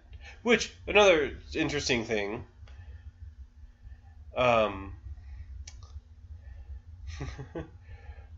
if they had just been, like, they still probably would have gotten in trouble. But if they'd been like, hey, Professor, we were just talking to Hagrid about the Sorcerer's Stone, and she'd been like, oh, crap, you guys know about that? How do you know about that? And now Harry's got that freaking evil smile on his face. It's like, we might have lost 150 points for our house and had to serve detention, but you do too, you dick. I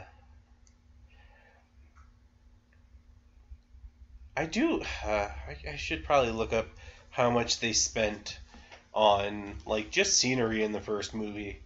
Because some of these sets actually do look like, they're practical sets. They're physically there. They're not CG. The castle sometimes looks real, but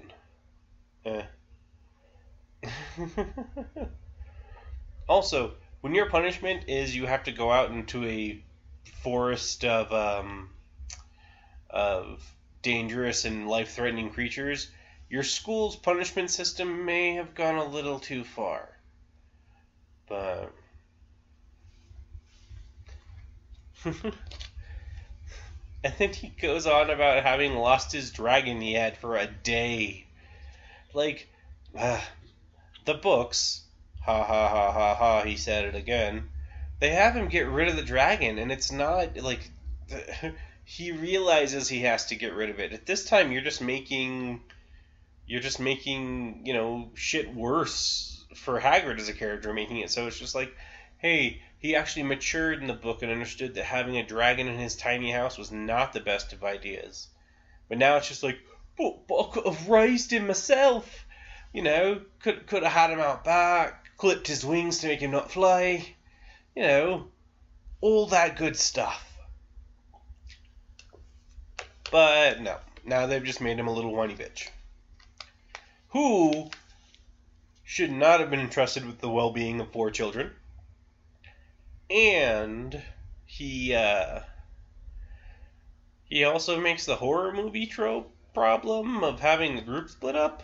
Like, antagonist for this movie, Voldemort, yes. Secondary, Hagrid.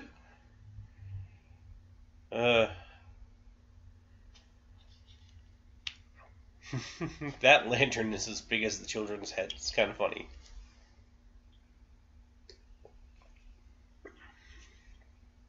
Also, if Hagrid, such a large gentleman, has to wear that many coats, there's no way that Harry and the gang are comfortable in their little robe and whatever. We just saw a dark, mysterious thing go through the little outskirts. Let's split up. Let's put 2 children and the 3 of us.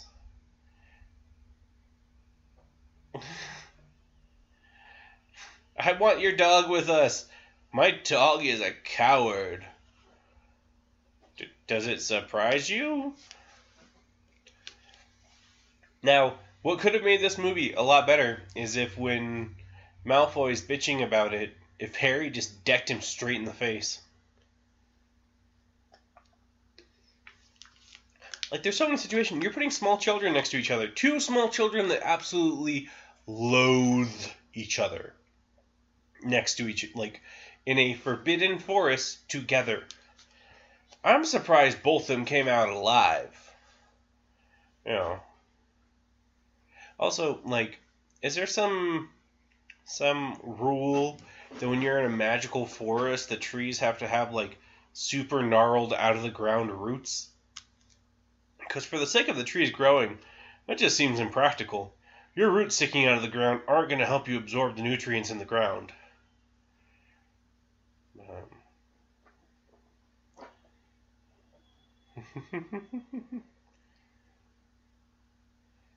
And you know what's really also interesting about this is later years, 3rd year, Harry Potter faints when he sees a Dementor. Or, like, because of the thing they've got with him, whatever the fuck the shit is.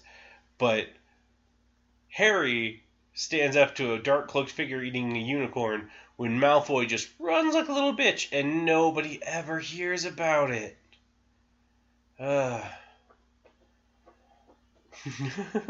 So, the one spell Harry has actually learned at this point in time has been the floaty spell. Imagine if he just used it on that guy. It's Voldemort. You're just holding Voldemort there, floating in the air. And now we're introduced to yet another magical creature that we have heard about, but never seen before. Like, oh, hey, we've got centaurs. They look super fake, but they're real. I promise you. That dead unicorn in the background is just as real.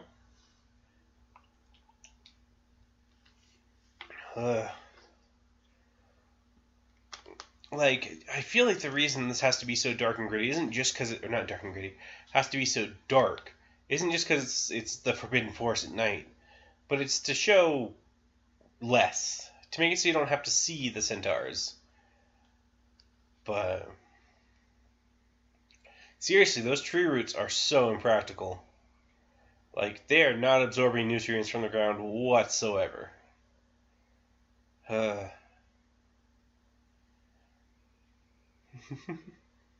His, I love how you have to have like your your house on everything you own. Like, plus the centaurs even know the goddamn Sorcerer stone's in the school. Ugh. Hey, his glasses don't have glass again. It's always fun when you notice that stupid stuff.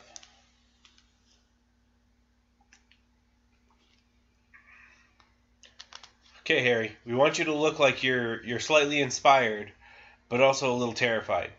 No, not a blank face.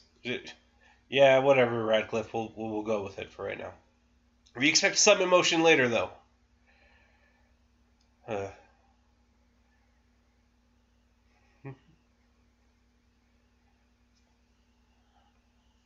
Also, another book thing.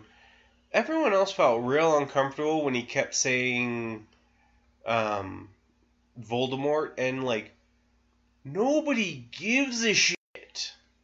Like, the first time you see anyone feel uncomfortable at the mentioning of the name Voldemort after Hagrid's original time is when fucking Cedric Diggory dies in the 4th movie and Dumbledore says it in front of the whole school. Like, they also build Dumbledore up as this, like, invincible, like, super powerful wizard, which he is, but he's never around when they need him. It's like the opposite of a Deus Ex Machina, where it's like, Dumbledore could kick his ass. Dumbledore's not here. Shit. Also, evidently now Harry's scar has precognition towards things are about to go bad. Ugh.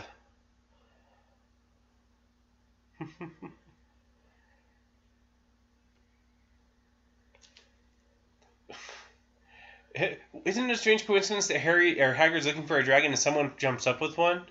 And you're like, well, we're in a magical world. How do you know that's not commonplace, dude? Like, could that have been? That is also some terrible green screen behind him. Not behind Hagrid, but behind the rest of the gang. Like, it's so weird that it seems like shooting on location shouldn't have been a bad issue, but for some reason it just looks real fake sometimes. I feel like you could get every single secret out of Hagrid with just a well-worded conversation, because Hagrid is as dense as goddamn steel. And also, he's just like, he realizes when he tells Harry, Ron, and the rest of them, why the fuck is there a ghost in class doing ghost schoolwork? Like, did she die as a student and now she's, like, forever tormented to do homework? But no, Harry, when he tells the kids something stupid, suddenly he's like, oh, I shouldn't have told you that. But evidently when he told this stranger about Fluffy being able to be put to sleep with music, he was like, it'll probably be fine.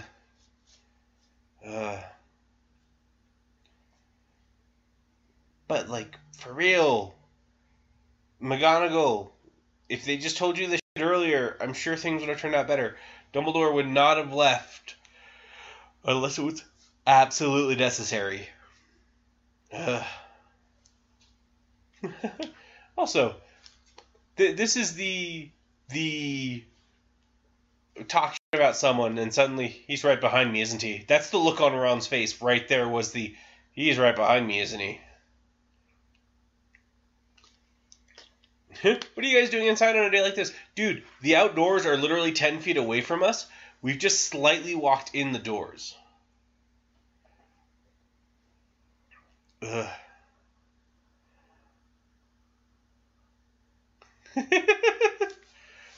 His face when he's looking at Harry, he's just like, what the fuck you looking at me for, little brat? So the facial expressions in this movie are some of the best. Out of the kids trying to overact, and the adults just, like, giving the best emotes.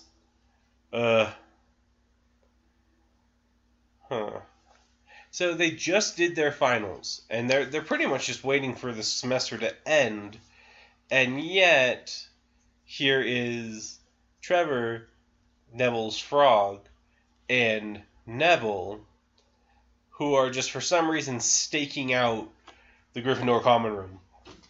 Like, evidently Neville, after the students were found outside, Neville was just like, we'll take guard duty for our castle. Why? So, has anyone except for Hermione done a spell in this movie? I'm trying to remember. This movie's not that great at, like, keeping you engrossed on the spell casting. At least not in this one, where Ron has attempted to cast a spell. But to my knowledge, the only person to have successfully cast a spell was Hermione. And she's done like 10. That's exactly what you want out of your wizard movie, right? Only one person ever casting them. Also, if you just shut the latch last time, how do you know it's relocked? Why not just try to open it normally? Why must spell a magic be used there? Ugh. So, also, somehow, they're going to get that cloak back. You know, the movie's never going to explain how the dog snores it off of them, and then they leave it behind as they go through this entire encounter, but they get it back. Also, if they flip the person who went in there, no spoilers yet, despite me having spoiled like half the other movies, but if he went in there, how did they put the paw back over the door unless he closed the hatch behind him as he went in? And the question to that is, why would he close the hatch behind him if he went in? Because if you'd say something like, well, it's to make sure that nobody knew he was there, there's a goddamn harp in the room. Like, walk in the room, oh, everything's fine. There's only a new harp I've never seen in here before, even if it's not enchanted and playing. But you're just like, the harp, yeah, it stopped playing, and you're just like, but there's still a harp in here. Ugh. So these three kids should have been eaten by now. Like, the need to have that, like, see, he even just ripped open the goddamn door. He wasn't holding shit. Ugh.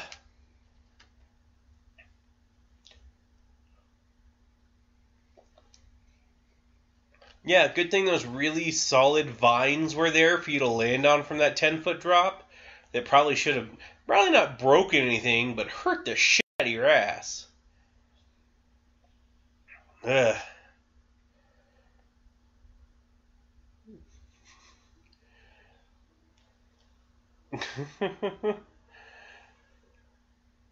Yeah, we've got this vine that if you struggle, you're going to die.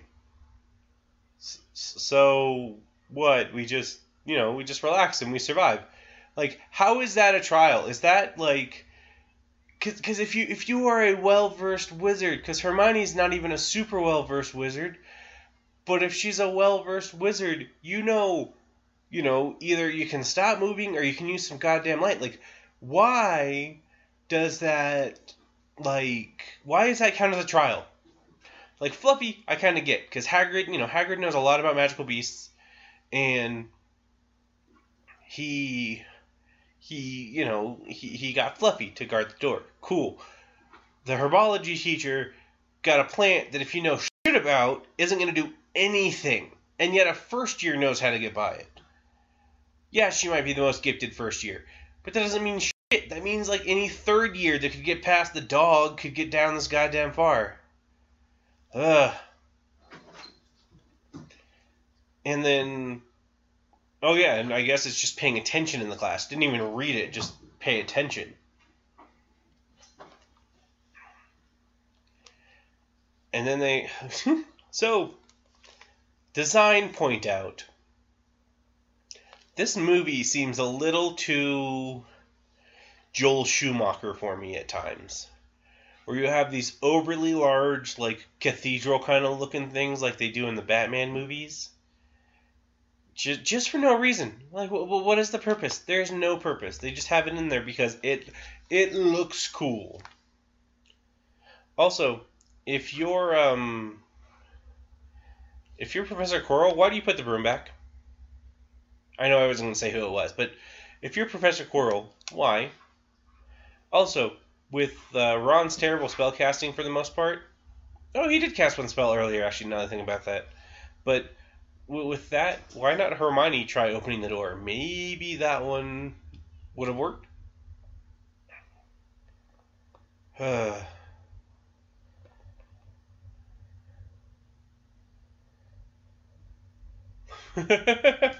have to go grab a flying key in midair on a broom. This is too simple. What is complex for you? Like, if this broom was on fire, would you be okay with it? Like, yeah, I was gonna say, if the keys try to kill you, you're gonna be fine. Although, looking at it, it doesn't seem like the keys are actually impeding him any more than just being in his way. They're not trying to kill him. Yes, it does make it a bit more complicated. Not too complicated, though. I mean, like, if they were sharp keys and were, like, legitimately hurting you, maybe. Maybe. But, yeah.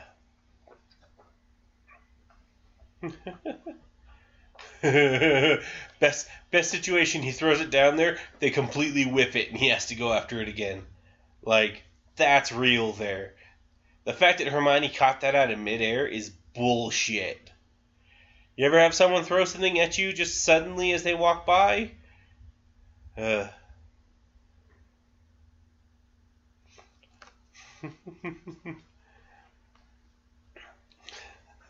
is another, they're about to do the wizard chess. This is another one of those that I'm just like, if you have magic and you're very well versed in the magic, this isn't a trial. This is I use something that makes shit explode and blows the crap out of the pawns and then the king, and then I just walk out. Because I'm not a rook, I'm not a goddamn knight, I'm not a freaking bishop, I'm not a king, I'm not a queen, I'm a goddamn wizard. Ugh. It's also nice how the dramatic lighting has what he says in mind, where the only time that it lights up is when someone says, it's a chessboard.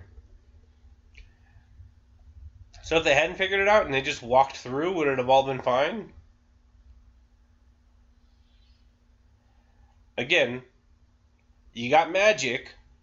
Hell, you have magic that makes shit float, and you can set stuff on fire. Throw those motherfuckers. Don't play their goddamn game.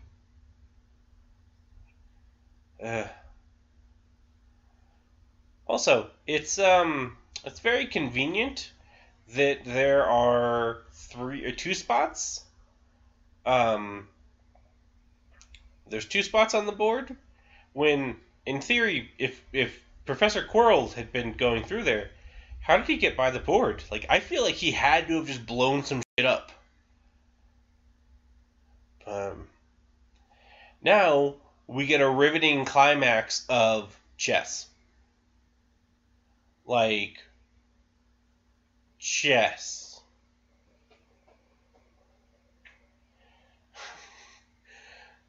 I wonder if this is like real wizards chess, even though we're wizards playing chess. Well, let's waste a pawn and find out. Let's take a major disadvantage in this game by sacrificing a character right away. Yeah, no, we're fucked. Although, I mean, it also works out that the one of them that's on an actual piece is probably going to be the only one taken. Ugh. How does a castle stab something? Like, how does a goddamn castle stab something? I have that legitimate question. Also, if Hermione is supposed to take something down, how the fuck is she supposed to do that? And the same thing with Harry. You know, how is Harry supposed to move something out of the way? Because it doesn't seem like if you asked it politely, it would move. But ugh, I have to wonder, and I'm sure it came after, but I'm wondering if Wizard's Chess was before or after Cosplay Chess. Because if it came after Cosplay Chess, I feel like this is just like J.K. Rowling like making Cosplay Chess.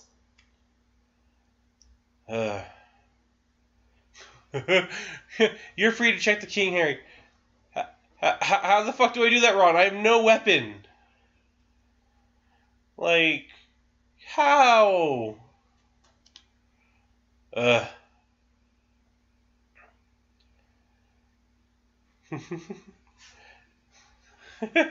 You're a wizard who's done jack shit this entire year except for almost get thrown off of a broomstick, catch a snitch, and lose our team a ton of points, and see Voldemort, and not be able to do shit, but just see Voldemort. What the fuck are you gonna do, Harry, that Hermione, who's cast, like, 8 spells, and Ron, who's tactically gotten us through this stupid game, could do?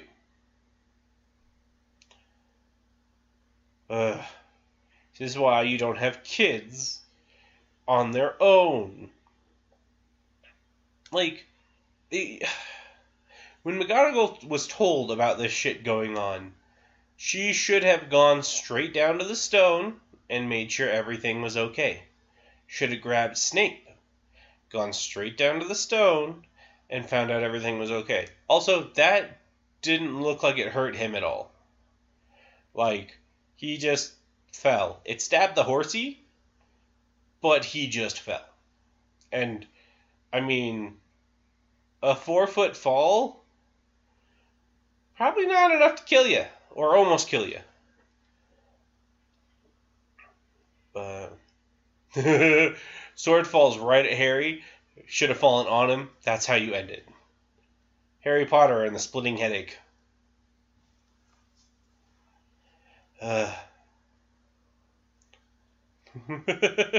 They run over to check if Ron's well. In the time that he does that, the board just resets itself. Yeah, no, you gotta restart now.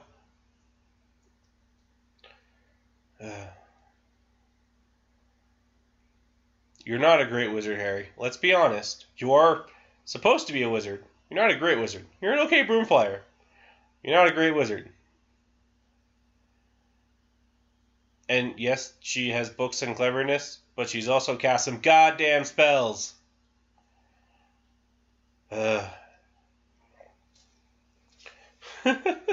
Ron just gets right up after this. Oh, I'm fine. Should we go see Harry? No, he wants to take this on alone. But he'll be facing, to our knowledge, Snape, who, you know, good wizard from what we've heard. But no, we'll just let him take him alone.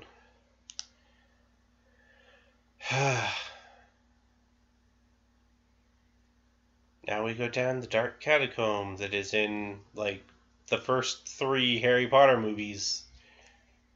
Gosh, is there one in the 4th one? There's probably one in the 4th one.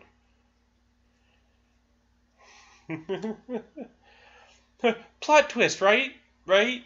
No, we didn't earn it. Okay. Well, we didn't M. Night Shyamalan it. Also, Quirrell just admits he's faking a disability to seem more weak. Like, if that's not a middle finger to people who stutter, like...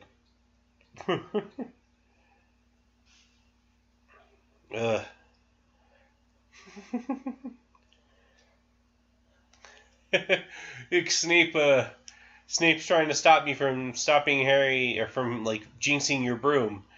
He's standing 2 feet behind you. He could have just decked you in the fucking face. Like, there is a place in this world, wizarding world, where fisticuffs comes into hand. Like, goddamn, like, third movie, Hermione just decks the shit out of someone. And, like, you just realize how important just using your goddamn fists would be.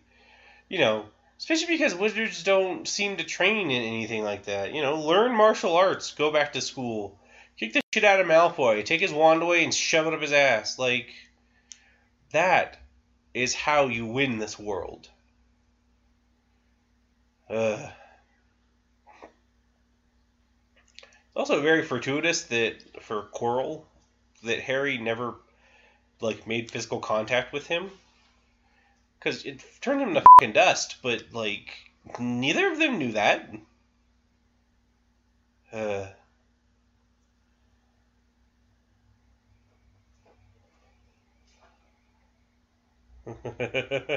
I got something in my pocket for you, boy.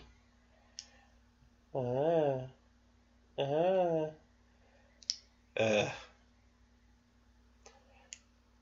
still doesn't explain how it got in his pocket. And also, with the bulge he has in his pocket, you think he would have felt it being in there? Like, you know, you ever have anything in your pocket that's a little too heavy? Or, like, too big. Like, you feel a tightness in your pocket. What, was it suddenly just, like that? I don't know.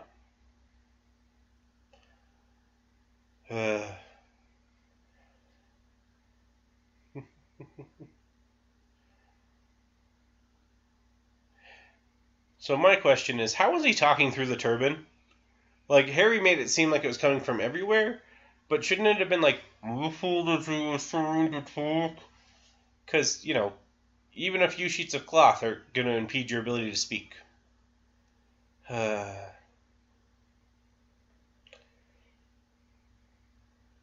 Also, I forget, where did the damage on the side of Harry's face come from? Because it wasn't from Fluffy, it wasn't from the Devil's Snare. I don't think it was from the keys, because the keys were just pestering him. None of them were actually hurting him. So, did he, while not getting injured in the Wizarding Chest game, take a hit to the face? Or was it just added for dramatic effect?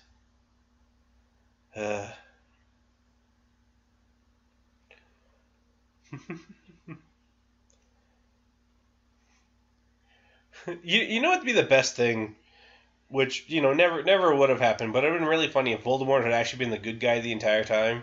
Dumbledore had been evil, and, like, the revolution that Voldemort was trying to do was to save the Wizarding World from tyranny.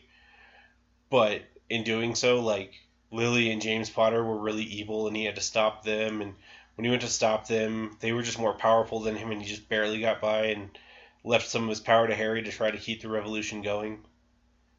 You know, and this offer to work with Harry was legitimate. He's just like, don't let the sins of your past be there.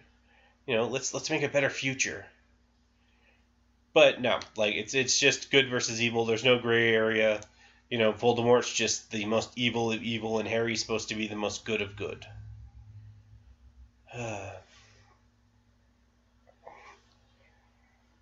Where's his wand? Use the fucking Avada Kedavra on him. Yeah, we don't know about it yet, but it could still... Well, no, we do. It's the thing that was used to kill his parents. Also, how does him touching him with his hands burn him, but not him touching his neck? Like, is the power of love coming out of his hands? Because you'd think the area closest to her scar would be more powerful. And what if that was a one-time power? Also, Quirrell could have just gone for the boy and just, like, chopped off his hands. This is also very Mummy Returns special effects.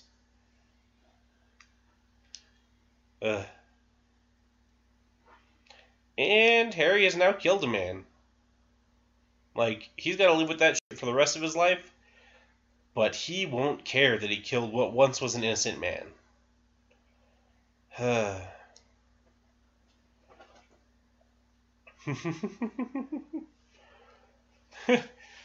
You know, if I had the Sorcerer's Stone, and I knew I had to give it back to Dumbledore, the first thing I would have done the moment I got it would have been turn my glasses into solid gold if they were made of metal.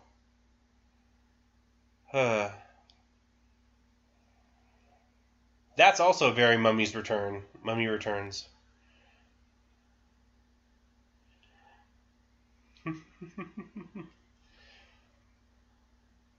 And yet somehow the fire parts for the dust person. That's a very, very kind dust.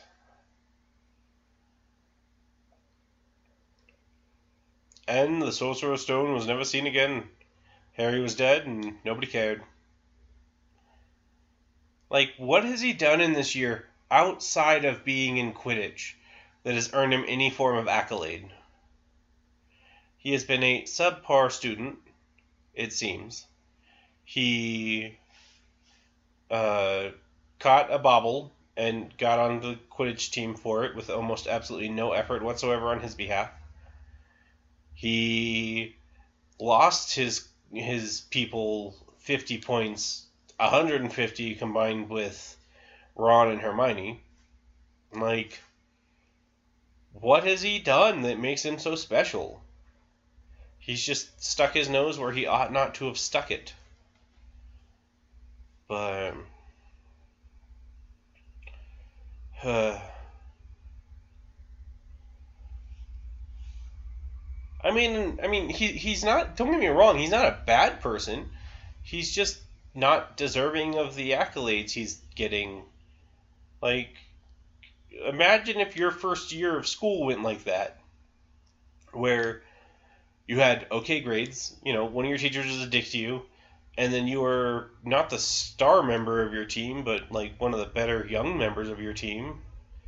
You're not going to suddenly be hailed as a goddamn hero. Like,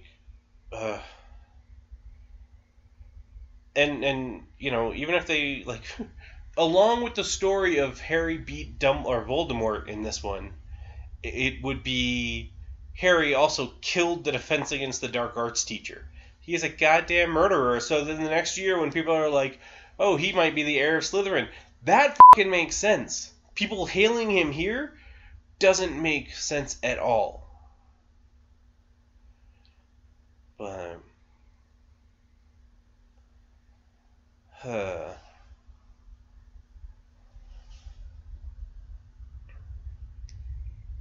also, if Voldemort had his Horcruxes at this point in time, what was stopping him from coming back through one of them? Like, the baby Voldemort you meet in the fourth one, like, that's none of the Horcruxes making that happen. So if he's just like on death's door and he's barely staying alive, why not just let himself die all the way and then use one of his Horcruxes to come back to power? Like, the diary. The diary has evidently been found at this point in time, or it's at least almost been found. He could have come back through that no problem. But no, they decide just to wait. And I mean, maybe it's because Horcruxes weren't thought of at this point in time, but once they become thought of, that really fucks up the first movie. It doesn't make sense. Voldemort should have been back. Unless Quirrell was a Horcrux and that's how you come back.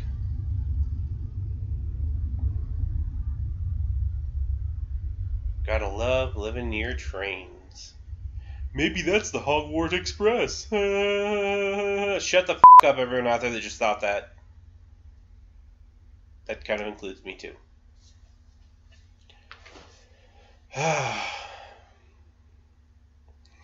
You alright, Warren? Yeah. Nothing actually happened. I was fine. Also, how did Hermione get Ron out of there?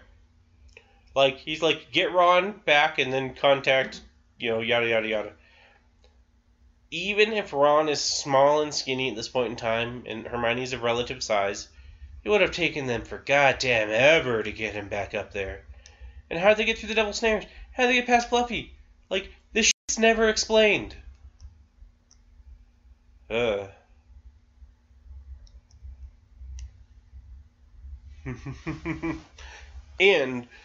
Gryffindor really did deserve to lose this year after all the crap that went through it. But gosh, like, I think the best part about going to that school would seriously be the meals. Like, you live through life and death just to get whatever the fuck you want every day at your meal. But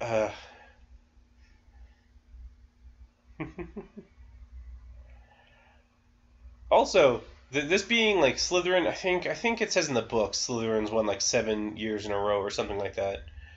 Not that it matters, like in the movie, or that they even give a shit about saying it. But, like, it seems like it should be like, yeah, Slytherin won. Well, yeah, of course we did. We win every year. Is this a surprise? Like, if you're that arrogant and your key attribute is supposed to be what is it called? Ambition. You should win every year. Gryffindor's quality isn't bravery and wanting to win. Hufflepuff's quality isn't finding shit and wanting to win. It's not, Ravenclaw's intelligence and wanting to win. Slytherin is ambition, which is to want. Slytherin should win every fucking year through any means necessary and shouldn't be a surprise. Also, Hermione getting points for being clever is kind of bullshit.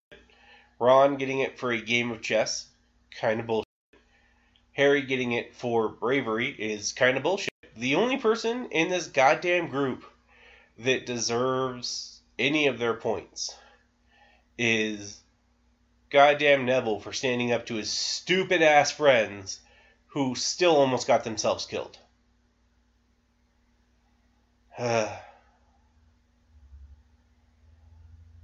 Which is also, like, Neville, like, I don't know his full extent later in the novels, but he gets, like, shit on in every possible case. Which, again, makes me want to know more about him than Harry Potter, because Harry Potter being naturally, quote-unquote, good at things, is what they tell you he is, but you never really see it. That's not a fun main character. Main character is one that struggles and has hard times doing things, which is Neville. Harry Potter gets all the shit handed to him through goddamn coincidence. But, well, the book's called Harry Potter, so it's gotta be about Harry Potter.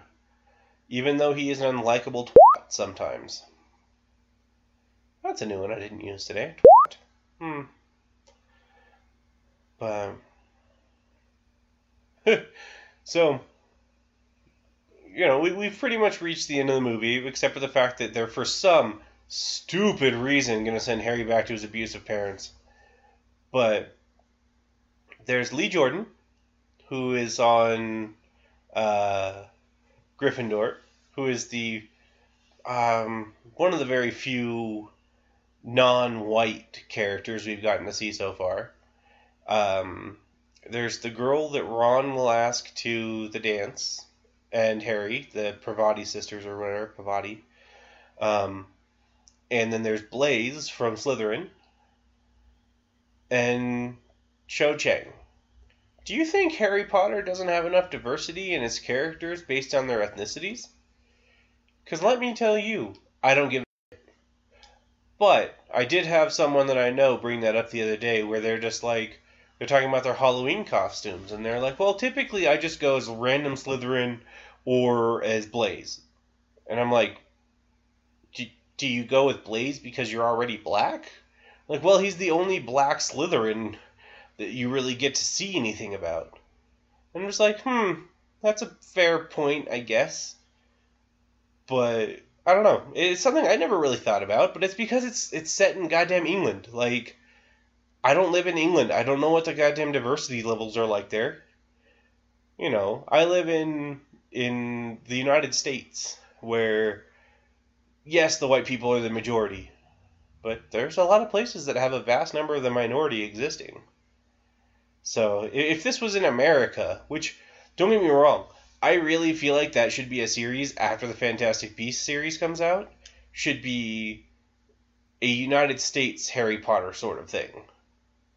Because Harry Potter, besides randomly being connected to the Dark Lord, he has no real importance outside. Like, his birth wasn't...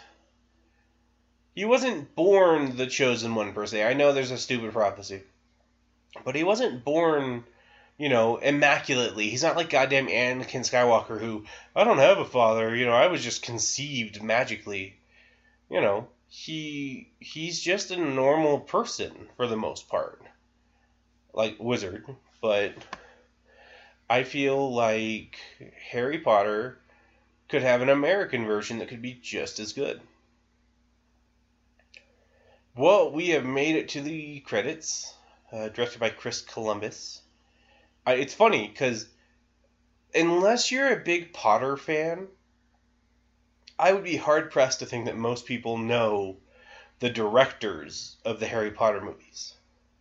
You know, it's not like a lot of bigger named directors do it. It's not like, as crazy as this would be, it's not like Michael Bay's Harry Potter.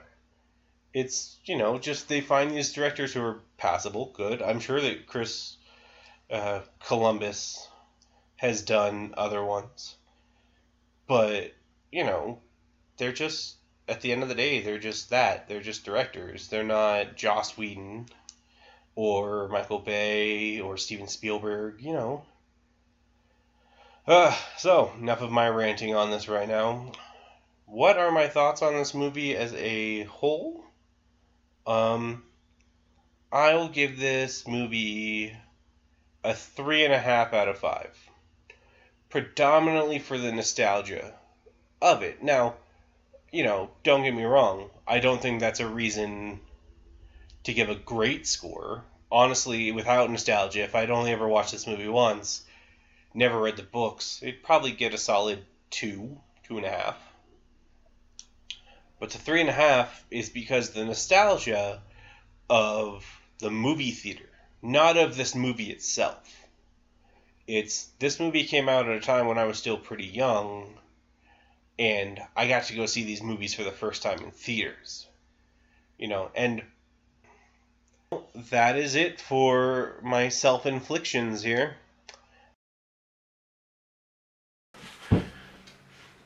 Hey, you! Me? Yes, you. Who else would I be talking to, you fat piece of shit? Oh. Do you like horror, suspense, and thriller movies? Actually, I'm more like My Little Pony. Then have we got the streaming service for you. Shudder. But I said... With Shudder, you get unlimited, ad-free streaming of great thriller, suspense, and of course, horror for only $4.99 a month or $49.99 a year. Oh, that is cheap. Shut the hell up! That's what I thought. Shudder has the largest and fastest growing human-curated selections of thrilling and dangerous entertainment, and it updates weekly. Let's see what's on. Wait, what?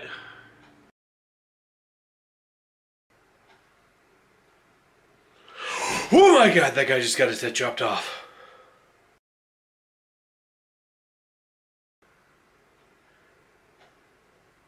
He just slit that woman's throat and is ripping out her still beating heart, it looks like. Yep. That was a heart he just pulled out.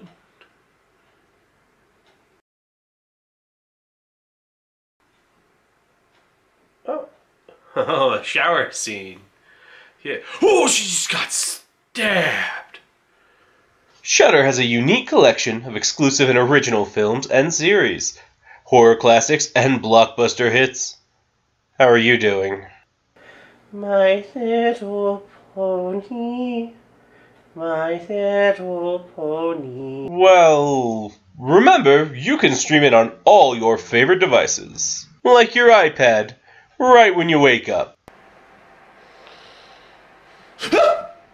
Or your Xbox One.